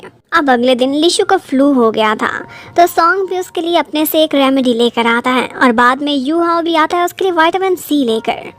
अब उन दोनों के बीच जेलसी और कंपटीशन स्टार्ट हो गया था। दोनों की नज़र थी कि वो किसकी दी हुई ड्रिंक पिएगी, लेकिन किस्मत का करना कुछ ऐसा था कि सॉन्ग की दी हुई ड्रिंक गिर जाती है और बाद में उसे यू हाओ की दी हुई ड्रिंक मजबूरन पीना ही पड़ती है। यू हाओ वैसे तो काफ़ी मैच्योर था, लेकिन इस टाइम पर वो भी बिल्कुल बच्चा बना हुआ था कंपटीशन में।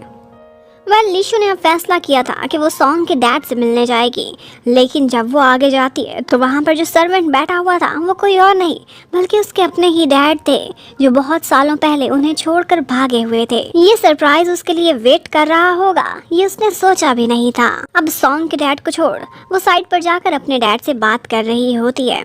उसके डैड बताते हैं कि मैं एक कम्प्लीटली लूज़र हूँ। मैंने बहुत कोशिश की कि पहले जो मेरे बिज़नेस में नुकसान हुआ था उसे कवर अप करूं, तुम लोगों का सामना करूं, लेकिन मैं और ज़्यादा नुकसान में घिरता चला गया और अब मैं इतना ज़्यादा कर्जदार हो चुका हूं कि तुम लोगों के सामने अपनी चेहरा लाने की हिम्मत भी नहीं कर पाता। लीशु ने बहुत समझाती है कि आपकी वजह से मॉम ने कितना सफ़र किया, हमें अकेले पाला बड़ा किया, सारी मुसीबतें देखी। आप प्लीज़ मॉम के पास चलें, माफ़ी मांगें। लेकिन डैड कहते हैं कि मैं इस काबिल नहीं, मैं तो कुछ बन ही नहीं पाया, तो उसका सामना कैसे करूं। और उसी टाइम पर यू हाओ लीशु के घर पर पहुंचा हुआ होता है। उसे उसकी फिक्र थी कि उसे कोल्ड है, उसे पूछने गया था। लेकिन आगे लीशु की मॉम बहुत सारी बातें करती हैं कि आपको हमारी वजह से इतना ट्रबल हुआ, और वो भी बताती हैं कि अवार्ड फंक्शन के लिए उनकी जो वीडियो रिकॉर्ड की गई। अब यहाँ पर यू हाओ एकदम हैरान होता है कि किसने वो वीडियो रिकॉर्ड की, और उसमें वो फैन नाम लेती रही थी। इसका मतलब है जो भी ये कर रहा था वो सिर्फ और सिर्फ लीशु को सारी दुनिया के सामने एम्बैरस करना चाहता था। वो उनसे वो बिजनेस कार्ड लेकर जाता है जो भी वीडियो रिकॉर्डर उनके घर पर आया था। अब उस बिजनेस कार्ड के थ्रू यू हाओ ने सारा पता चला लिया था। एक्चुअली ये जियांग थी जिसने ये सारा कुछ किया था। वो ऊपर से क्यूट और स्वीट बनती थी, लेकिन अंदर ही अंदर वो बहुत गहरी चालें चलती थी। और अभी भी जियांग जाती है रूईजी के पास। रूईजी उससे अच्छे से बात नहीं करती थी, तो आज जियांग भी उसे बहुत बातें सुनाती है। ये भी नहीं देखती कि वो एक छोटी सी बच्ची है। उसे कहती है कि अगर तुम बातें नहीं मानोगी तो कल को तुम्हारे डैड बिल्कुल इसी तरह से तुमसे भी नफरत करेंगे और घर से निकाल देंगे जैसे तुम्हारी मॉम को निकाला है। उधर लीशु अब अपने डैड से मिलकर वापस आ गई थी, लेकिन उसकी हिम्मत नहीं हो रही थी कि वो अपनी मॉम को ये सब बताए। उसकी मॉम ने बहुत मुश्किल से डैड को बुलाया था और अपनी लाइफ में मूव ऑन किया था।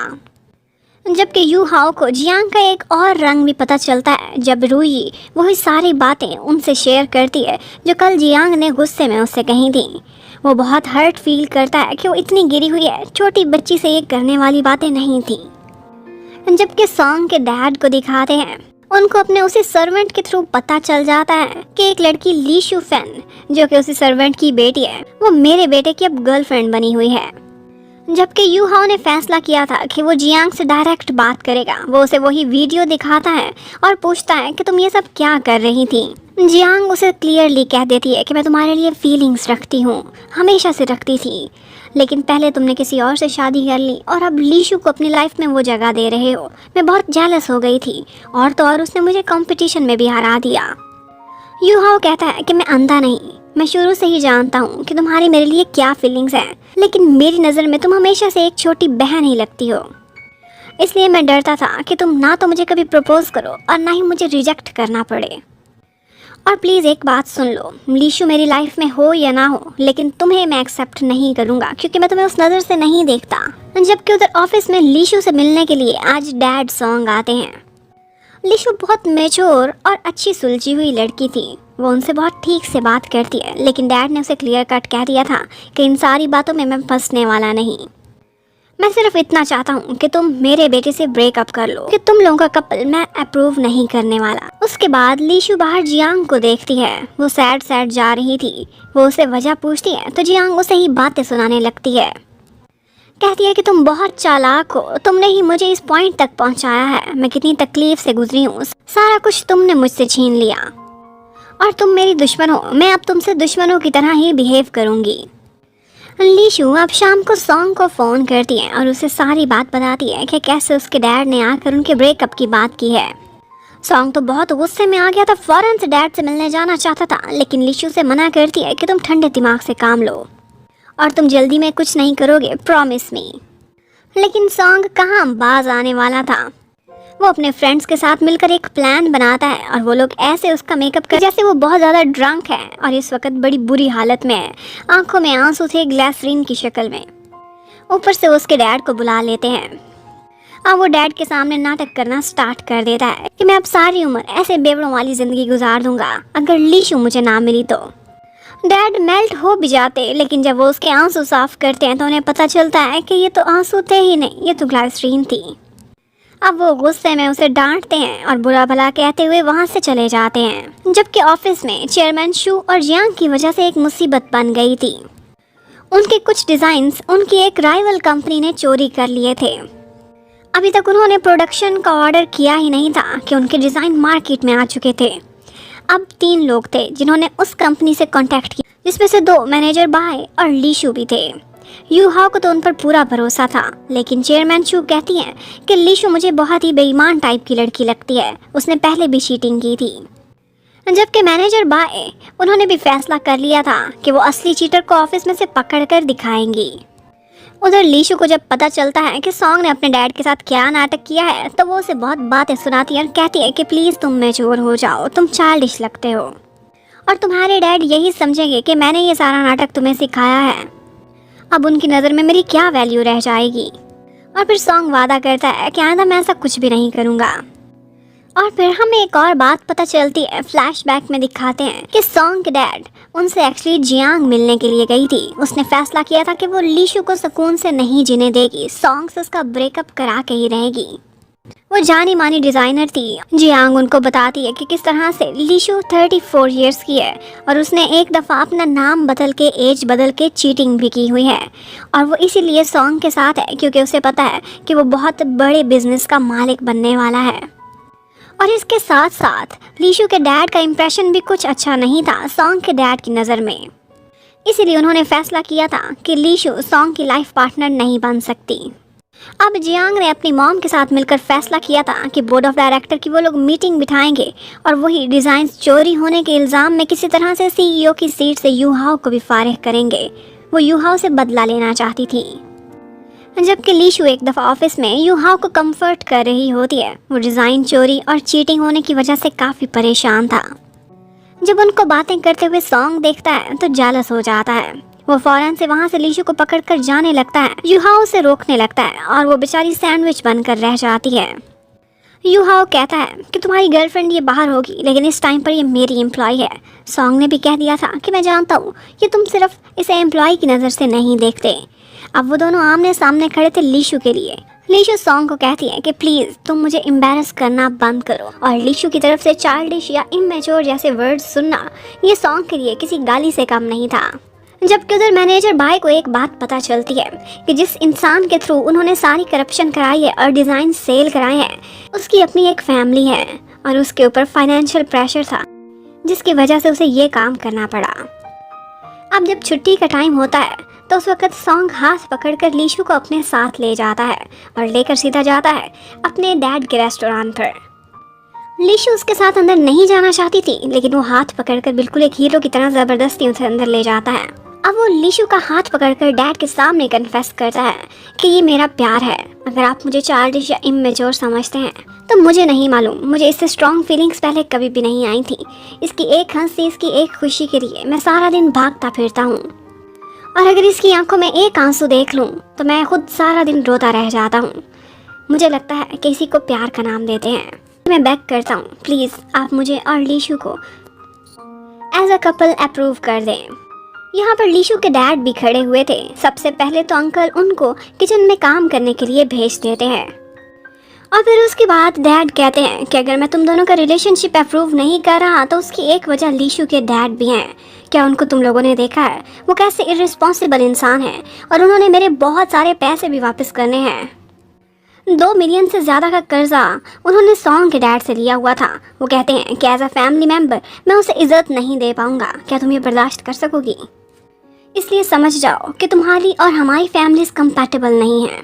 अब लीशु के डैड ये सारा कुछ किचन में बैठे सुन रहे थे, और वो बहुत डिस्टर्ब होते हैं, हर्ट होते हैं कि उनकी बेटी की खुशियों को उनकी वजह से नज़र लग रही है। लेकिन सॉन्ग बाहर आकर लीशु को चीयर अप करता है और कहता है कि मुझे तुम भी एक्सेप्ट हो और तुम्हारी फैमिली भी एक्सेप्ट है, मैं पीछे हटने वालों में से नहीं हूँ। उसके बाद एक और वाकया होता है। जन लीशु को फ़ोन पर चोरी चोरी बातें करते हुए सुन लेती है। उसे शक हो जाता है। वो बाद में उसके फ़ोन से वही नंबर निकाल लेती है। एक्चुअली ये लीशु के डैड का नंबर था।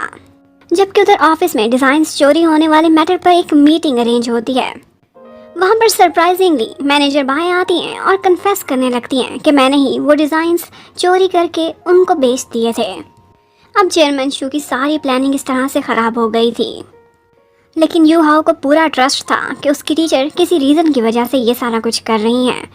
वो सिर्फ इतना ही कहती हैं कि कभी कभी सच के रास्ते पर चलने से ज़्यादा बेहतर होता है कि आप अपनी कुर्बानी दे दें। जबकि उधर जैन ने पता चला लिया था वो एक्चुअली उसके डैड थे, क्योंकि उसने फ़ोन करके एक लॉटरी का झांसा देकर उनसे पता निकलवा लिया था, और फिर वो फ़ौरन से अपनी मॉम को भी कॉल करके बता दे रही है कि फ़ौरन से इस जगह पर पहुँचें, मुझे डैड मिल चुके हैं।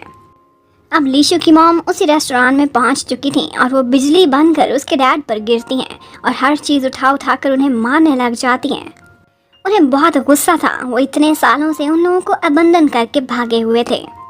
अब वो लोग ऐसे ही भागम भागी करते हुए पार्क तक पहुंच जाते हैं। लीशु को भी खबर हो गई थी, वो भी वहीं पर ही आ जाती है। वो मॉम से बहुत रिक्वेस्ट करती है कि डैड की भी मजबूरियां हैं, उनका दिल इतना बड़ा नहीं था कि वो आपका सामना कर सके। लेकिन मॉम गुस्से में थी और कहती हैं कि इनको आइंदा से डैड मत बोलना। उसके बाद ऑफिस में यू हाओ लीशु और जियांग दोनों को बुलाता है और कहता है कि एक बहुत बड़ी सेलिब्रिटी है, उसने अवार्ड शो पर हमारा बनाया हुआ ड्रेस पहनना है क्योंकि वो हमारी एम्बेसडर बन रही है। उसके लिए वो दोनों एक एक गाउन डिज़ाइन करेंगी। अब ये सेलिब्रिटी पर है कि वो किस गाउन चूज़ करती है। लेकिन लीशु अब जियांग से कोई भी कंपटीशन नहीं करना चाहती थी। उसकी जेलसी की वजह से हालात बहुत ख़राब हो गए थे और इसी वजह से वो पहले ही गिव अप कर देती है। जबकि उधर अंकल सॉन्ग आज दोबारा से आते हैं लीशु को मिलने के लिए और उसे वही वीडियो दिखाते हैं जो उनके रेस्टोरेंट में कितना नुकसान किया है उसकी फैमिली ने मार पीट करके। वो कहते हैं कि तुम्हारी फैमिली किसी जू से कम नहीं और जानवरों के साथ रिश्ता करने का मेरा कोई दिल नहीं करता और मेरा एक ही बेटा है सॉन्ग, उसे मैं ऐसी मुसीबत में नहीं फंसाना चाहता, इसलिए उसकी ज़िंदगी से निकल जाओ। लीशु जाते जाते उनको रोकती है और कहती है कि मैं एक शर्त पर आपकी बात सुनूंगी और सॉन्ग से ब्रेकअप करूंगी। आप उसको उसकी लाइफ जीने दें, उस पर पाबंदी ना लगाएं कि वो आपके साथ काम करे। अब लीशु से मिलने के बाद अंकल जियांग से मिलते हैं और वहाँ पर वो जो बातें कर रहे होते हैं वो उनकी एक कोलीग सुन लेती है कि जियांग के ही भड़काने पर वो दोनों का ब्रेकअप कराना चाहते हैं। अब रात को लीशु सॉन्ग के पास आती है, उसके गले लगती है, रोती है और उसे कहती है कि लाइफ में गॉड की तरफ से मेरे पास सबसे प्रेशियस गिफ्ट तुम ही हो। तुमने जैसे मेरी केयर की है आज से पहले किसी ने भी नहीं की। लेकिन तुम्हारे सपने तुम मेरी वजह से अचीव नहीं कर पाओगे, ये मैं बर्दाश्त नहीं कर सकती। इसलिए बेहतर होगा कि तुम अपने डैड की बात सुनो और हम अपने रास्ते अलग कर लें। और फिर इसी नोट के साथ वो दोनों ब्रेकअप कर लेते हैं कि अगर किस्मत में हुआ तो वो दोबारा मिलेंगे। और फिर सॉन्ग एक लास्ट राइड देता है लीशु को उसके घर तक और फिर as a boyfriend last time उसको सी ऑफ कर देता है। वो दोनों बहुत दुखी थे। इसके बाद वो बहुत रोते हैं।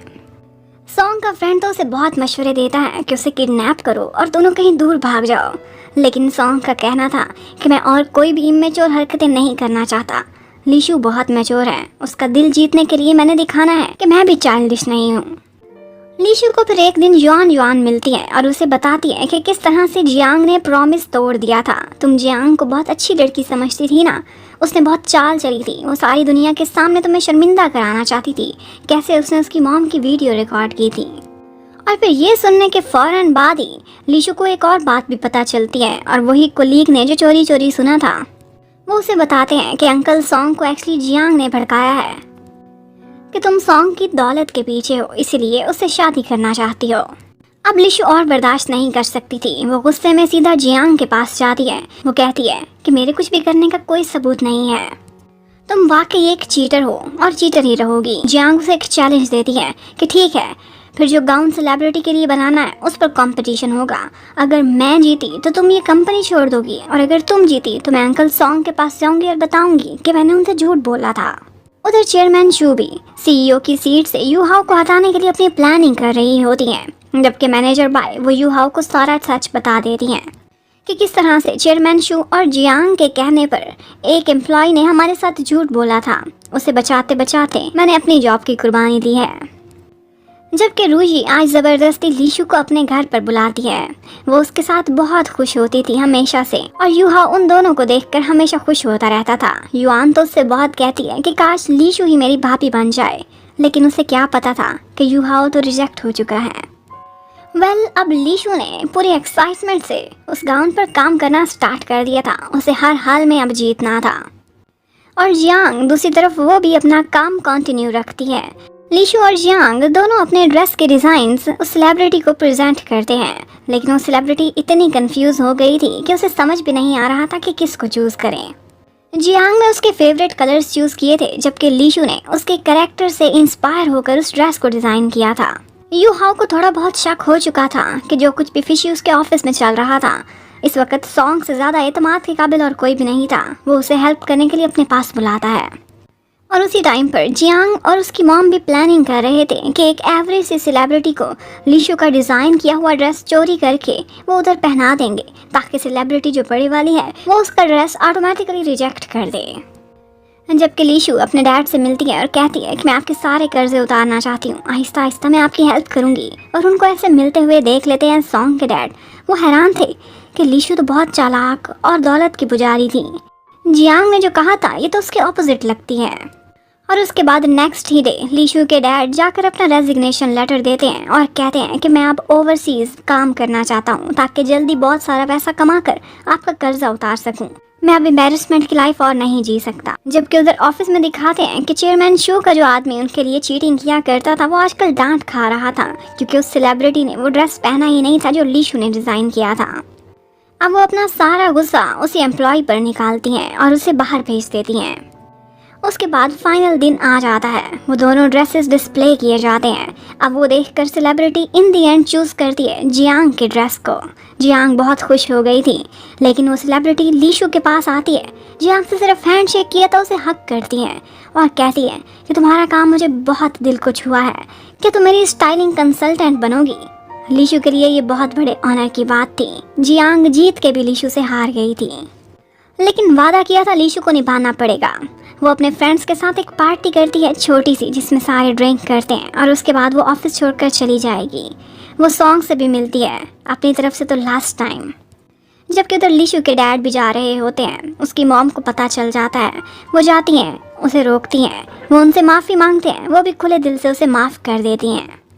सॉन्ग के डैड ये सारा कुछ देखते हैं तो एकदम उनका इमेज बदल जाता है, जो भी लीशु की फैमिली का उनके माइंड में था। वो कहते हैं कि इतने बुरे लोग तो नहीं थे।